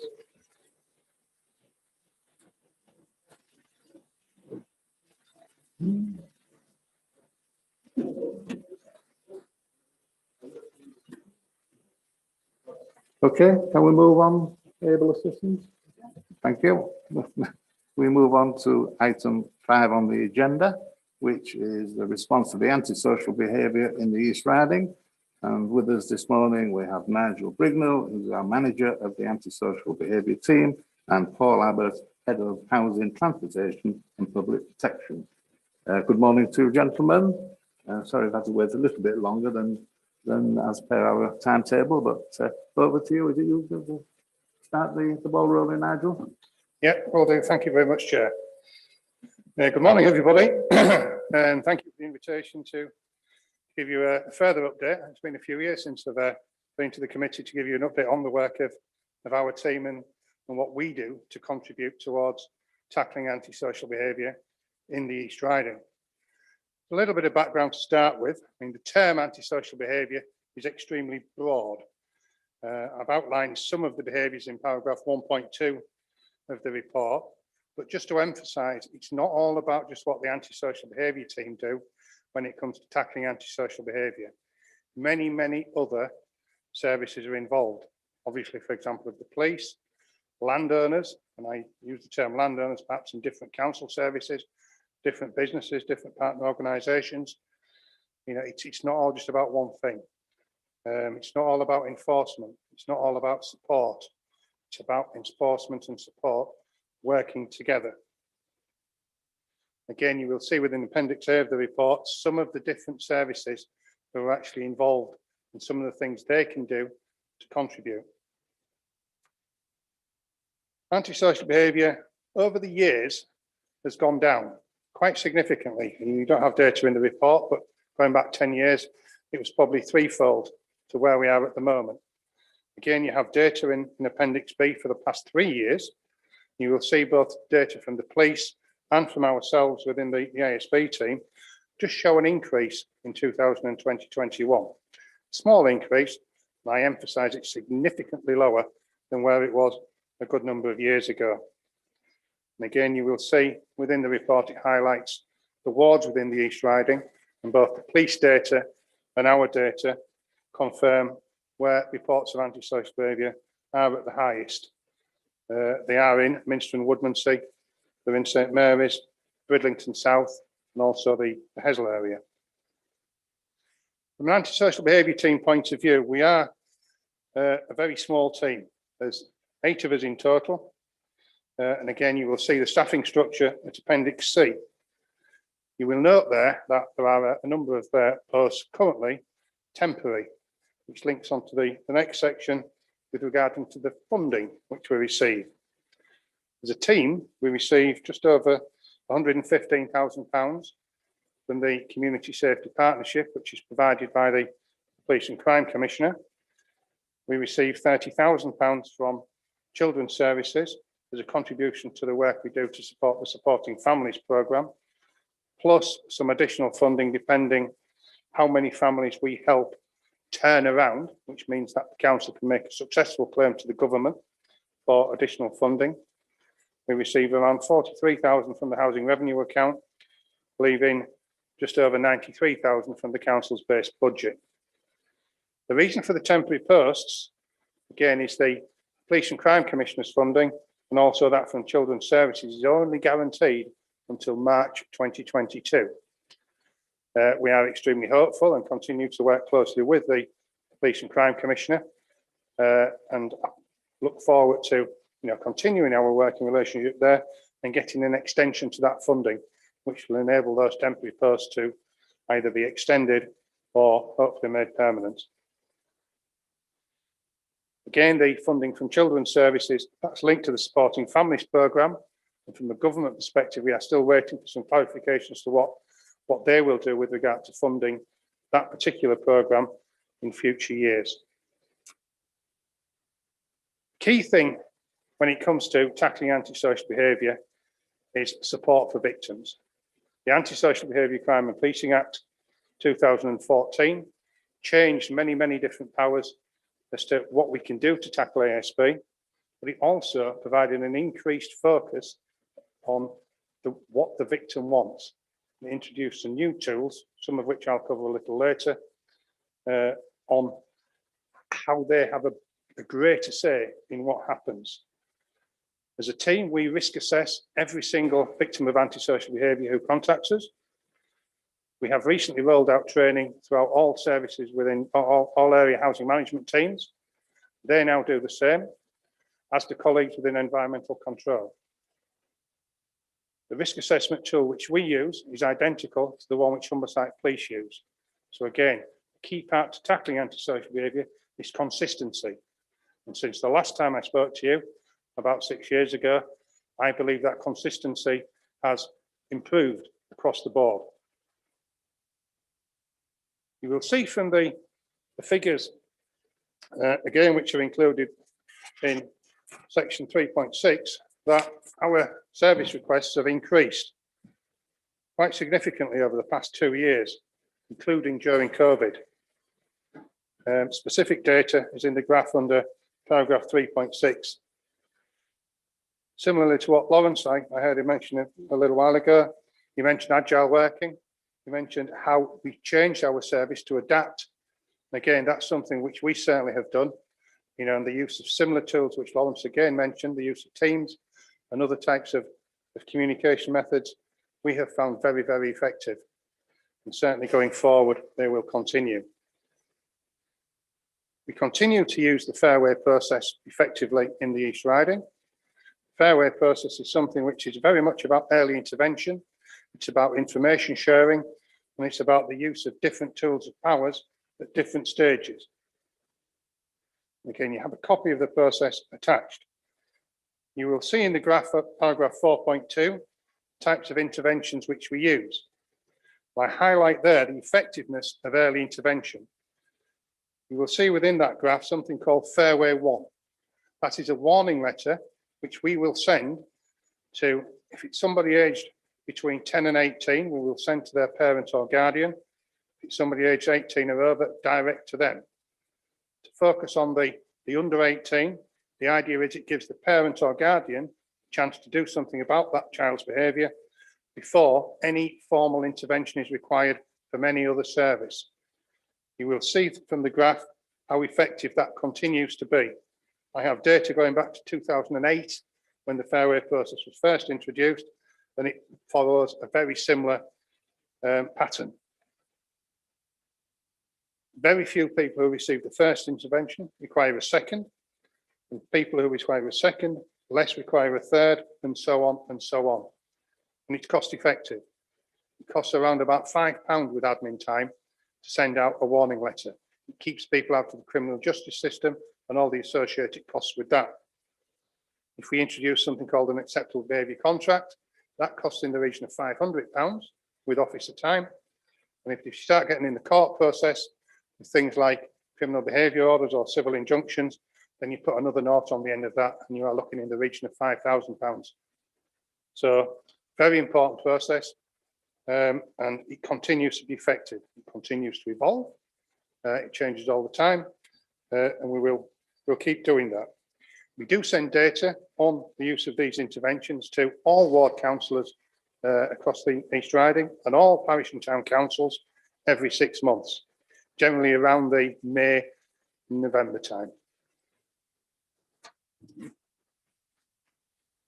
Another tool which we use as part of the process is something called closure orders, the use of closure powers. During COVID, there has been a moratorium on evictions, which has recently been lifted, but there is a significant court backlog. And certainly in terms of antisocial behaviour and the impact which it can have on neighbours, other members of the community, can be very severe. Closure powers enable us to serve a closure notice and then apply to the court within 48 hours, and the court must give us a hearing within 48 hours of the service of a closure notice, where we can either seek to keep everybody out of the property, including the tenant, including the homeowner, or we can just allow certain people to go in. For example, people who perhaps habitually live in the property and any carers. During the COVID pandemic, our work in schools has understandably reduced, but we are now going back into schools in the coming academic year, working in different schools, either doing pupil ASB surgeries in areas where ASB is at perhaps a little higher, And again, in primary schools within those areas, we will deliver workshops. Consultation with residents is absolutely key. And again, that's something we're looking to further develop. Some of you were involved recently in a series of street surgeries, which we did as part of the first antisocial behaviour awareness week. I know Councillor Gateshill, for example, was attended the one which we had in Ticton, and some others did too. That proved quite successful. We engaged with, in total, well over 500 residents, people who came and talked to us. And we now have a plan going forward in response to what they've told us, and that will be in the media shortly. As a team, we also manage public spaces protection orders. And again, you will all no doubt very recently have been contacted with regarding a forthcoming review. Legally, we have to review these every 3 years. It was either earlier this week or the back end of last week, you should have received something. Predominantly, they look at the control of the consumption of alcohol. They may look at the control of the behaviour of dogs, dog control, and also in a couple, we've got some restrictions on public access where we've introduced alligators. A recent review actually introduced for the first time some public safety conditions, again specifically in Ticton and in Beverley in relation to behaviour in and around the River Hull. It's the first time we've done those, and again we'll look at those as part of the forthcoming review. The community trigger, that is, again, I mentioned at the beginning that victims of antisocial behaviour have a greater say now and as to what happens. And the community trigger, again, was introduced in the ASB Crime and Policing Act 2014. And that gives victims the right to ask for a full case review of the responses given by either the council, the police, or the clinical commissioning group. We've not had any from the clinical commissioning group, but you will see from the data in the table in paragraph 8.2, there's been a significant rise this year. Since this, the data there on the 23rd of July, we've had a further 4. So we are now looking at 18 already this year, in comparison to 3 as the highest in any previous years. These are very time consuming for officers in the ASB team. A case review does take many, many hours. We use the fairway process as well to support rural communities, specifically in relation to hare coursing. We were the first to use community protection notices in the country with regard to tackling hare coursers who come to the East Riding from all over the country, from the north of England, as far as the Isle of Man, from Ireland, we've had them from Scotland, all over the place. They are effective. We have in the region of, I think currently about 15 active community protection notices, about 30 odd community protection notice warnings. Only 2 community protection notices have been breached since we started introducing them in 2018. So again, very effective tool. Neighbourhood Watch continues to be a key role for the team. We have over 400 active neighbourhood watch groups across the East Riding. And you will see a map attached with your papers with dots showing the broad spread throughout the whole area. This year, what we're looking to do is to make sure they're effective. It's not one thing having numbers, but how are they contributing towards tackling crime and disorder? How are they promoting and helping community safety? So that is something which we'll be looking to focus on. And certainly the next time I come and speak to you, I will be able to give you some more information on that. A couple of final bits which I'll mention. Home security. Again, we have some funding which is available where we provide some assistance for home security target hardening. And again, in paragraph 11 of the report, you will see a bit more information. The last part, which I will highlight, is graffiti removal. Again, that's something which the local authority do, which we as an ASB team do. We use a small amount of our supplies and services budget, and you will see from the graph in paragraph 12.2 that we continue to remove graffiti, and if necessary, we will take action, certainly against private businesses who refuse to cooperate with us. One very last thing, Chair, if I could, just on community paybacks. I know some of you will ask. Community payback, it's fallen off the radar a little bit during the COVID pandemic, because the National Probation Service, they now run payback, but there was a difficulty in getting offenders to where work was required because of social distancing and other measures. So during the last year, quite simply, there wasn't any community payback projects done. Previously, they've done lots for us as a local authority. Things, for example, identified during walkabouts in parishes, particularly edging out footpaths, for example, used to be a very good one. We are looking to get that back up and running as soon as possible and are in contact with officers in the National Probation Service. I'll leave it at that, Chair, but really happy to take any questions. Thank you very much, Nigel. That's very efficient, comprehensive report as usual from yourself. Yeah, and as I say, we have Paul Abbott with us, and I didn't mention we have a director with us this morning. That's at the back, being very quiet at the moment, but he can be called upon. Paul Bellotti, we welcome you to the meeting.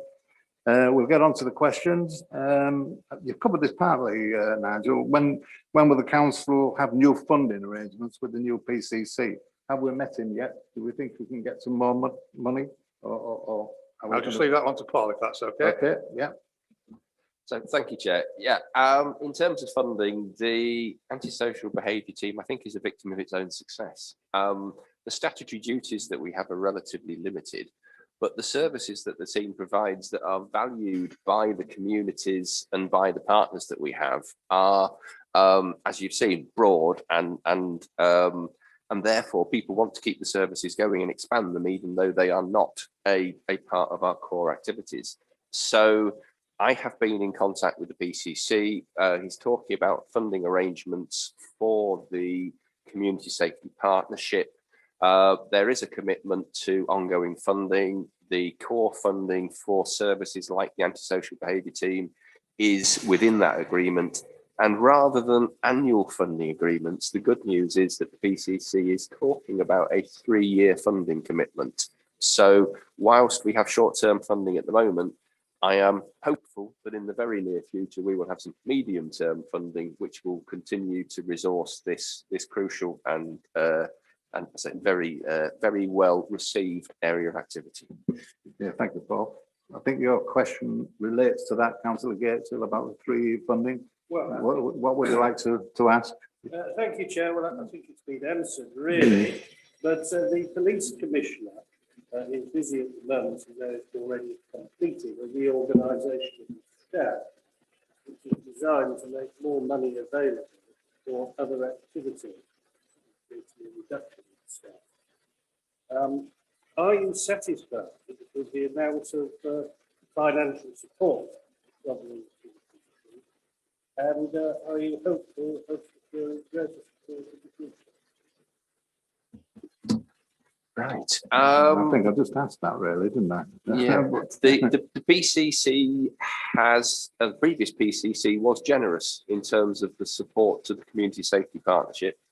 The current PCC is reviewing all those previous commitments, both in terms of the activities that are funded, but also in terms of the mechanisms. So, for instance, previously, the PCC funded community grants, which were then distributed by the Community Safety Partnership.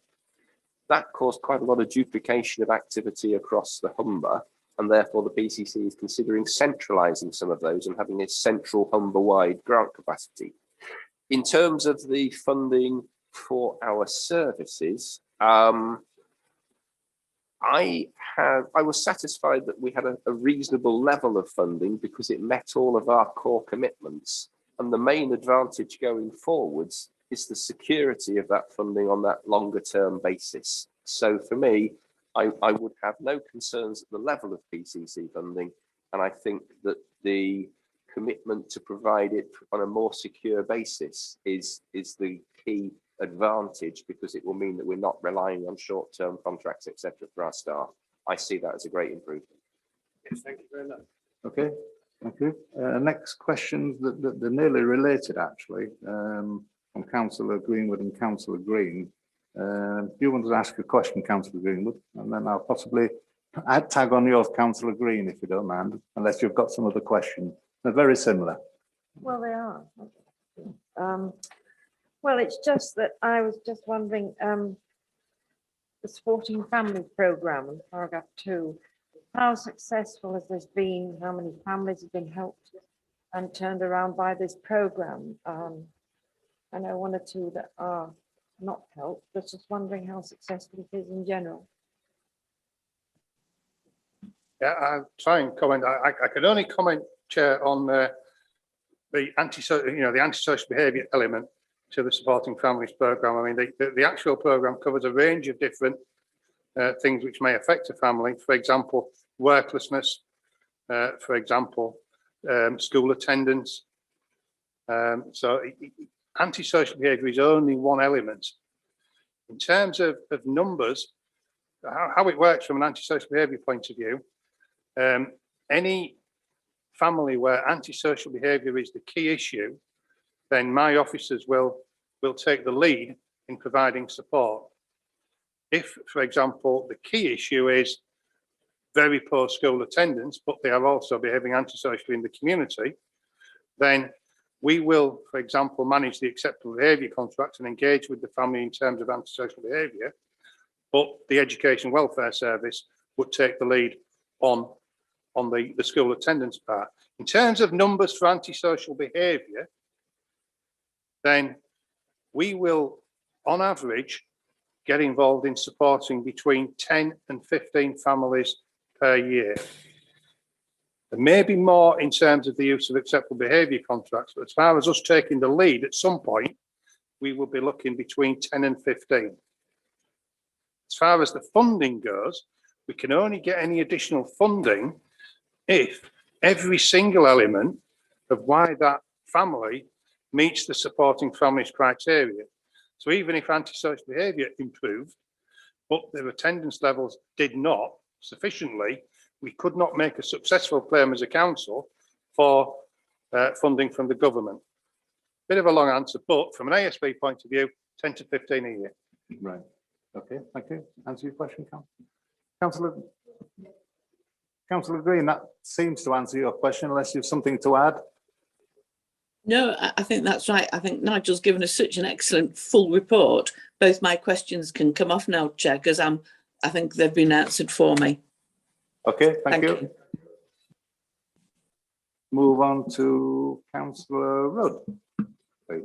Thank you, Chairman. Well, first of all, I would like to thank the antisocial behaviour team and the graffiti removal team for doing an excellent job on the Hudson Way Bridge in Market Wheaton. The gentleman who reported to me, I mean, I was aware of it as well, and we've been looked into for some weeks. He's a neighbourhood watchman. He's very concerned about the welfare of Market Wheaton and so on. And he reported this to me 2 or 3 weeks ago. And the antisocial behaviour team did an excellent job. He rang me up, said, would you please thank them? I have done through emails, and I would like to thank them formally in this committee. They've done an excellent job. They removed it, some graffiti which has been there a long time. And of course, we've got a lot of walkers along the Hudson Way. It's very popular. We get a lot of people from outside Market Wheaton, and it's only right that we in Market Wheaton present that good image, that clean image, and make sure any graffiti is removed. And it isn't the first time the team have removed graffiti, and they do it very quickly and efficiently. So I'd like to that recorded in the minutes, please, if possible, to thank the team for the excellent work they've done, certainly in the Wolves Wheaton ward and Market Wheaton. But my question here is, there's been an increase in antisocial behaviour 13 out of 26 wards. So how can you reassure our residents, Nigel? How do people report antisocial behaviour? How do you promote this as well? Okay, thank you, Councillor. In terms of the increase in antisocial behaviour, that is across the board nationally. You will see antisocial behaviour levels. It's not just in the East Riding, it's not just in Humber side, across the board. The number of incidents have increased. As far as reporting antisocial behaviour, then you can report as a local authority, you can report antisocial behaviour online 24 hours a day. on the antisocial behaviour section of the council's website. Doesn't matter whether it comes to the correct place, we have internal mechanisms to ensure it's forwarded onto the right service who can respond. You can also telephone us or you can email us, again, 24 hours a day. We have voicemail facilities. Contact details are on the website. I can give them to Liz to circulate with the minutes if you find those helpful. Yeah. In any event, ward members will receive those every 6 months as part of the parish data, which you all receive. So you will get the contact details there. You can report it to the police. Again, we have very good information sharing practices. As long as it's reported, it finds its way to the right place. Okay, thank you. Councillor Birch, I have a related question. Yes, thank you, Chair. In paragraph 14.1, it sets out the equality implications and that 97% of service requests come from white British people, which probably reflects largely the demographic of these riding. Is there barriers for certain minorities, certain groups of people, do you think, in reporting it, as they don't want to report it because of the implications within their community, or is it they just don't know how to report it, or is it that the reports coming in are generally reflective of the incidents we hear about but aren't necessarily reported? I think a little bit of all of those, in all fairness, is the answer. We monitor, I monitor data on a monthly basis as to calls for service, and as a team, we review these every 6 to 12 months as to if we need to do anything else to promote how people can, from different backgrounds, can report antisocial behaviour. So we do consider that if there are a specific group, minority group, then that is something we could act on. We already have leaflets, for example, in different languages, encouraging people how to report things. Perhaps an example is street drinking in Goole. In the past, there have been issues with Eastern European communities, street drinking. And again, there we did a targeted piece of work as to how we engage with those, again, with translation, and how colleagues went and engaged with them and gave them the information. So yeah, it is reactive, you just don't know. But yeah, we have measures in place to respond if needs be. Okay, answer your question. Okay, thank you. Next, it's me. What training is given to staff in the antisocial behaviour team? How do we train them to be efficient as they are? Okay. As far as training, there isn't actually, unlike, for example, with colleagues in environmental health, where there's a CIEH qualification, we don't actually have a professional qualification when it comes to antisocial behaviour, which officers can do. It used to be, for example, I did a postgraduate course in ASB law and strategies, but unfortunately that's no longer there. So the training does tend to be internal training. We have experienced officers within the team. We have good solicitors who will provide training on the use of civil powers, on the use of statement taking, etc. So recently, one of the ways in which we tackle antisocial behaviour, for example, is very much about problem solving. And colleagues from the police, we see, they had an external trainer who delivered training to police officers on the use of problem solving techniques. Again, 2 of my officers have already attended, and I look forward to a couple more places coming up in the near future where we can do that too. So we're keen on training. It's just there isn't a lot out there, to be honest. Just to add to that, do we get any complaints from residents about the behaviour of the antisocial team? To be honest, we do, but very few, in all fairness. The last one which I can recall was actually upheld was some years ago. You can count on one hand, I don't have the data to hand, but you can count on one hand the number of complaints which we receive. We do get compliments as well, and they far, far outweigh. Oh, well, there we go. Yeah, again, officers are encouraged to record compliments formally through the feedback system. That data is there. And again, if you would like it, I can get that to you and again, get that circulated. Thank you very much. Over to Councillor Norman, please. Thank you, Chair. I've actually thought of a third question as we've been going through as well. So I've got 2 for starters. firstly, I know, I mean, I'm a member for Bridge South, so normally when we come to these meetings, I'm right to the top of the list. So I think we're doing really poorly. First of all, I think it's kind of how do you find the relationships with Humberside Police, and is there anything which can be done to enhance those working relationships? Thank you, councillor. As an antisocial behaviour team, we have always had an excellent working relationship with the community's policing team. They periodically have changes in their management structure. That has never affected our relationship with them. As I said, the information sharing which we have is embedded. You know, we support each other as teams. They welcome that. I regularly receive feedback from inspectors, sergeants within the police commenting on that. And I know our officers also find their support helpful. Things keep evolving. There's always new things coming up. Very recent example, perhaps, and again, with regard to information sharing, the Police's Protecting Vulnerable People team have introduced something called a daily pit stop, as they call it, meeting, whereby they discuss with a range of, not just ourselves, but with a range of different council services, children who have come to attention in the past couple of days, whose behaviour is escalating and becoming more of a concern. So again, things continue to evolve. So, but you know, in summary, working relationship excellent. Thank you. I suppose the second one is kind of moving on from there and looking at closure powers and how those have been applied. Have they been used very often, and do you feel we kind of could use them a bit more? I think you've answered that to some extent, haven't you? But expand on that maybe. Just briefly, I'll expand on that. Yes, we're using them more now than what we used to do. Closure powers were relatively new, and the police use them too. And perhaps some authorities were a little scared of the evidence which may be required. We've learned a lot in the past couple of years with regard to closure powers and what we need to present to either the district judge or a lay bench of magistrates. Since the report was written, we've got another one in the pipeline now. As a council, we'll use them against our tenants, but we will also support the police so they make use of them too.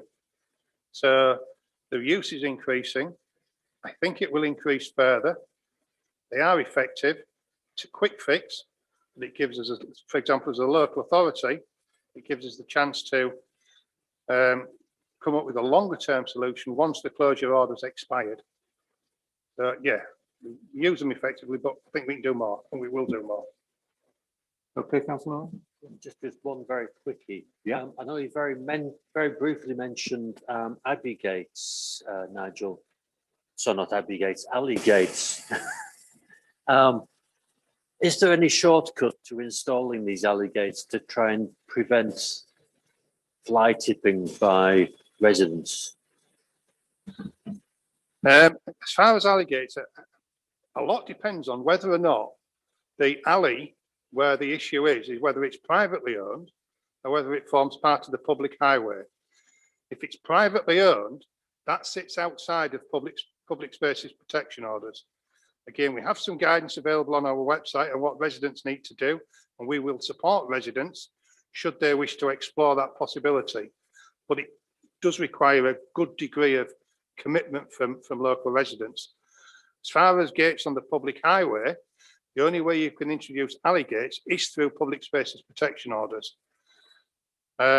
Best case scenario, you're looking 3 to 4 months before an order can be reviewed to actually include some new alley gates in an area. So we can't really, unfortunately. Okay. Next questions is, I think they're both, there's 2 questions, isn't there, Councillor Jeffers? They're both related really regarding schools. Yes, they are, and Nigel's answered those, I feel. If Yeah. I may ask. You can ask a further question, yes, of course.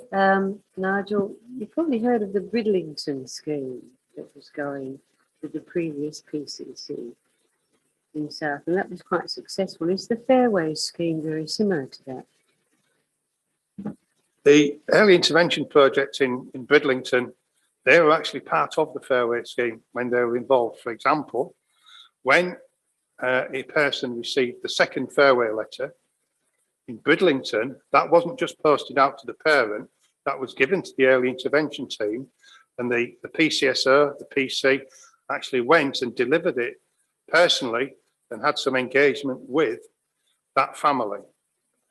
I continue to be in touch with Sergeant Reid now. He's back in the early intervention arena, speaking to him almost daily at the moment, and we are looking at how we can potentially set something similar up across the East Riding. Using the same early intervention principles.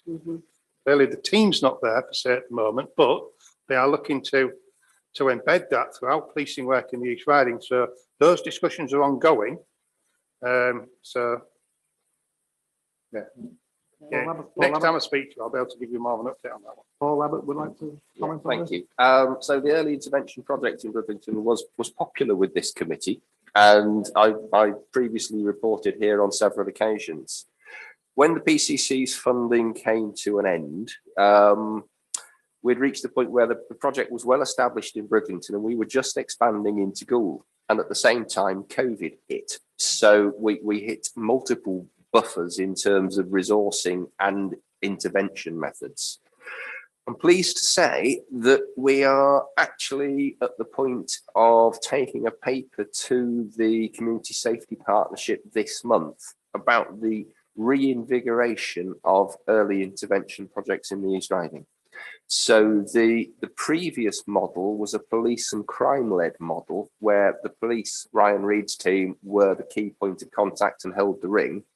Those resources have been thinned down, but actually in terms of people who have issues around vulnerability about housing, I'm actually having the opportunity to look at resourcing activity in that area and have the rest of the project recoalesce around that as the focal point.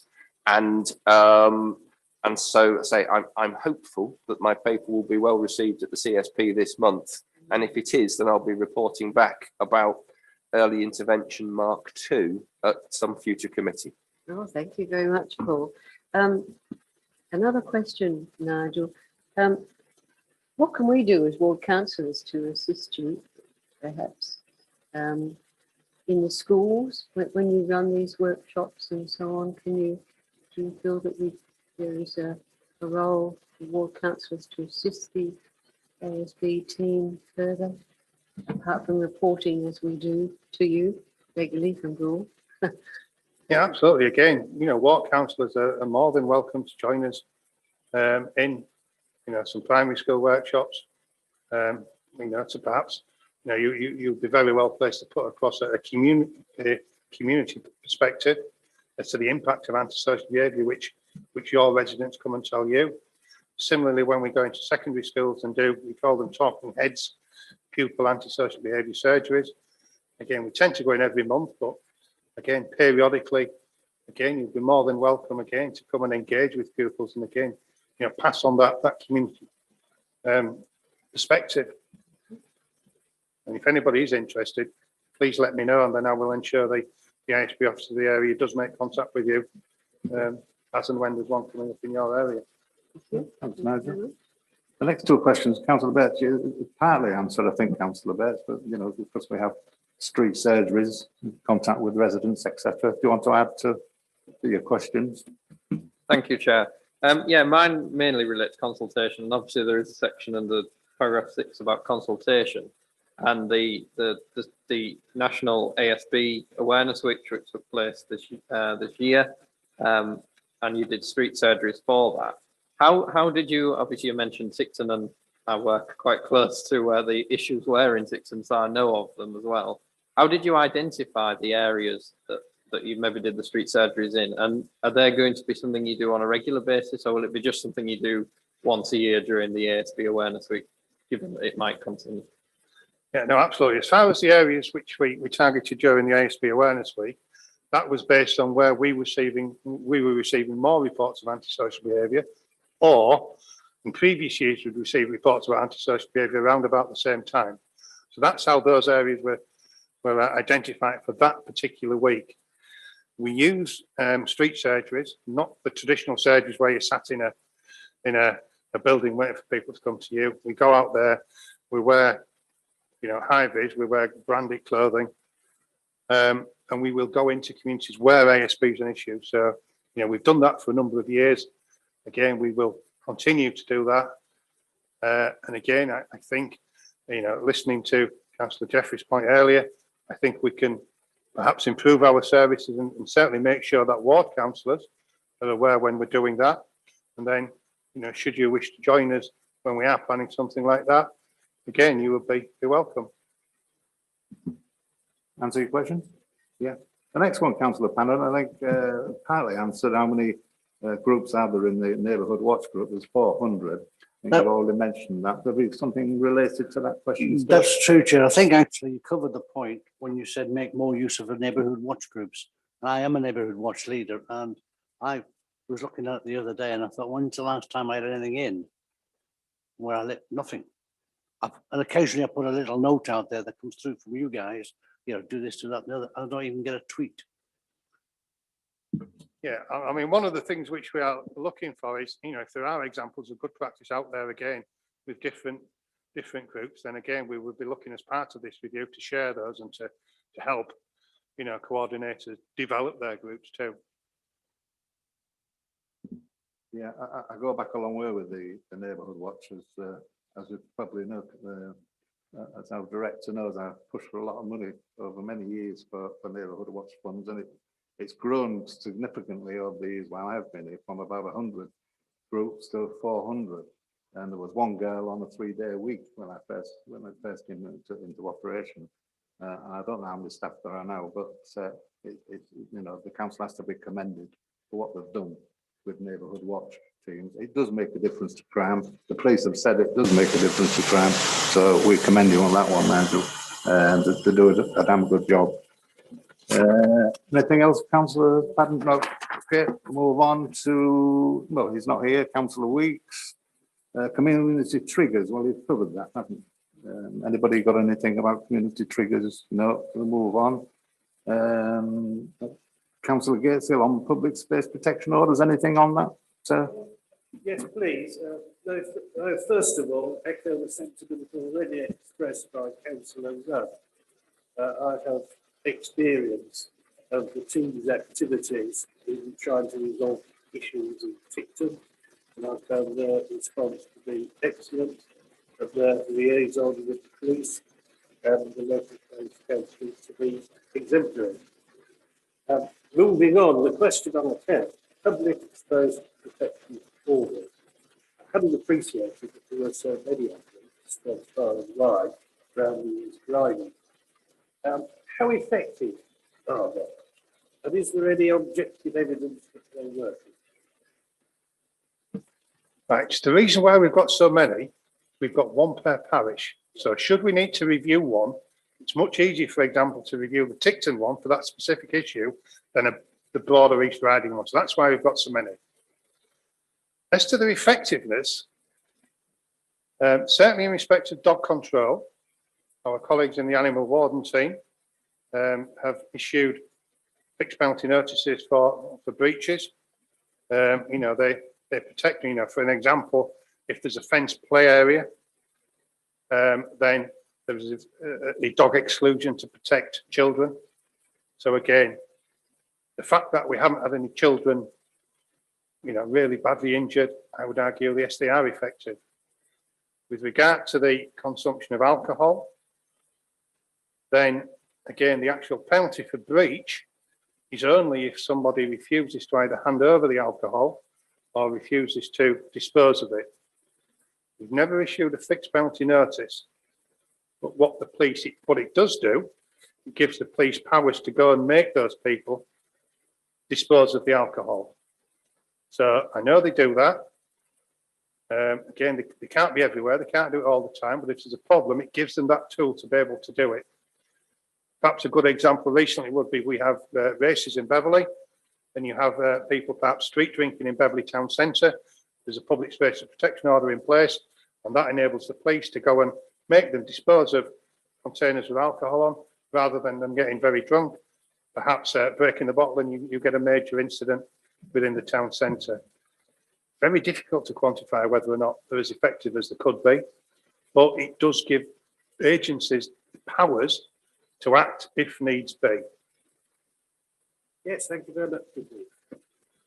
Thank you, Nigel.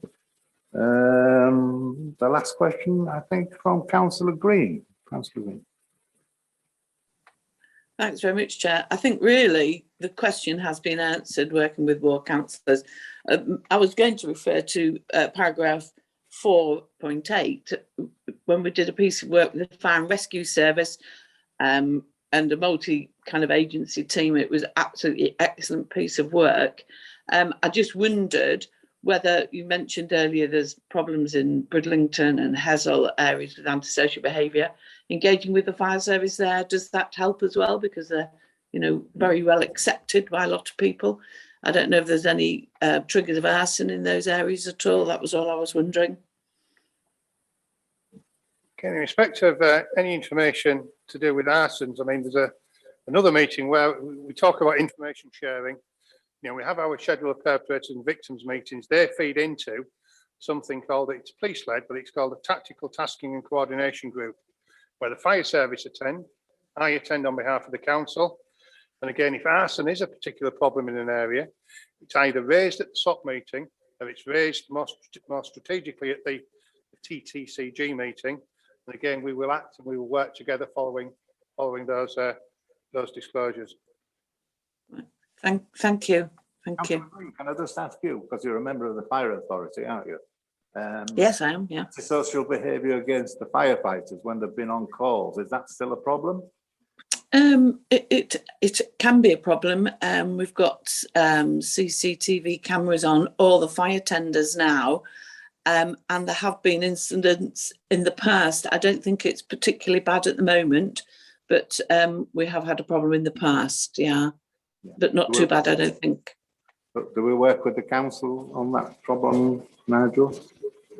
I've not been informed of any incidents, you know, targeted at firefighters. I've seen it obviously in the media in Hull, but I'm not aware of any specifically in the East Riding.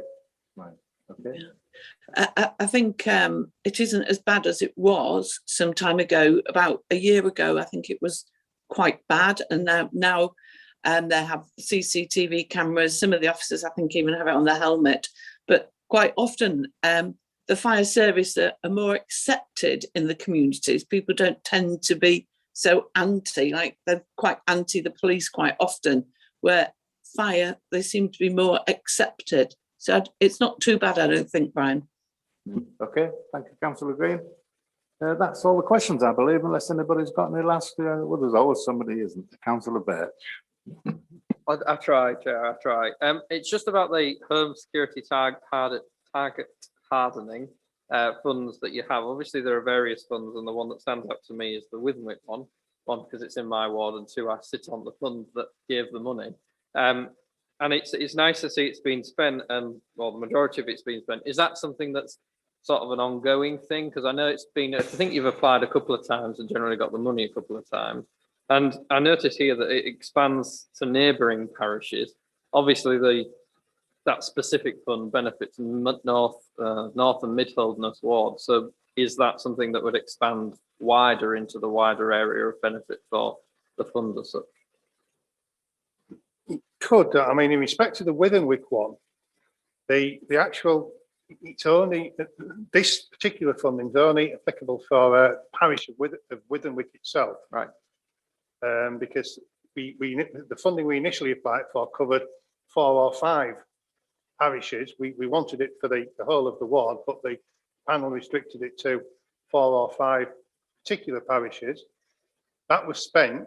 We had a number of outstanding requests within the parish of Withenwick. There was an active neighbourhood watch coordinator, and the parish council actually contacted us directly and supported a further application. So that's when we went back and received the additional funding. So it can be, absolutely can be distributed wider if the community are willing to promote it and get the referrals in. If they are, please tell us. And, you know, we provide a small amount of capital funding to support it. So, but yeah, if there are any interesting things like that, yeah, please come and talk to me. We're very, very welcome to explore those. Thank you. Okay. All questions answered? That's it. Okay. Thank you, Nigel, for that very in-depth presentation. That we thank you for your attendance and contribution to today's meeting. Also on the recommendations that the subcommittee commends the work of the antisocial behaviour team for the tremendous work that they undertake to deal with the antisocial behaviour issues across the East Riding. And as Paul Abbott brought up, the early intervention scheme may be introduced again, which is very good, exciting news because it has been very successful in the past in Bridlington. That Sergeant Reid did a tremendous job with his team, and we'd like to put that in the recommendations that could we follow that up in say 6 months' time with a briefing notice to how that's progressing. Would that be okay, Paul? Okay, thank you. Anything I've missed? Anything, any other recommendations? Yes, please. Yes, you've got a recommendation? Yes, please. Chair, would it be all right for Nigel to provide the ward members with when they're going into schools, and if they would like ward councillors perhaps to? You would like to be informed when they're going into Yes, your district school? Yes, all ward areas, not just mine. Would that be possible, Nigel? Yeah, I think any councillor who's interested in joining us when we do some primary school workshops or sessions within secondary schools, if they can contact us, then we can make sure that you are included for those. And again, that can be put out, across all members of the council. Right, on to our committee manager now with the work programme. Yeah, it's Is just anything? just to note the work programme, but obviously I'll get in touch with ABP with a view to possibly asking them to come either January or March, because I think we've got more time on the agenda for that. If not, it might have to go into next year's work programme. And really there's no items identified on the forward plan of key decisions that fall within your remit that you've already been notified of. So it's really just for information. Okay, that's it. That concludes the meeting, I think then. I would thank everybody for their attendance and those on Zoom as well for their attendance. Thank you very much. Hope you've enjoyed it.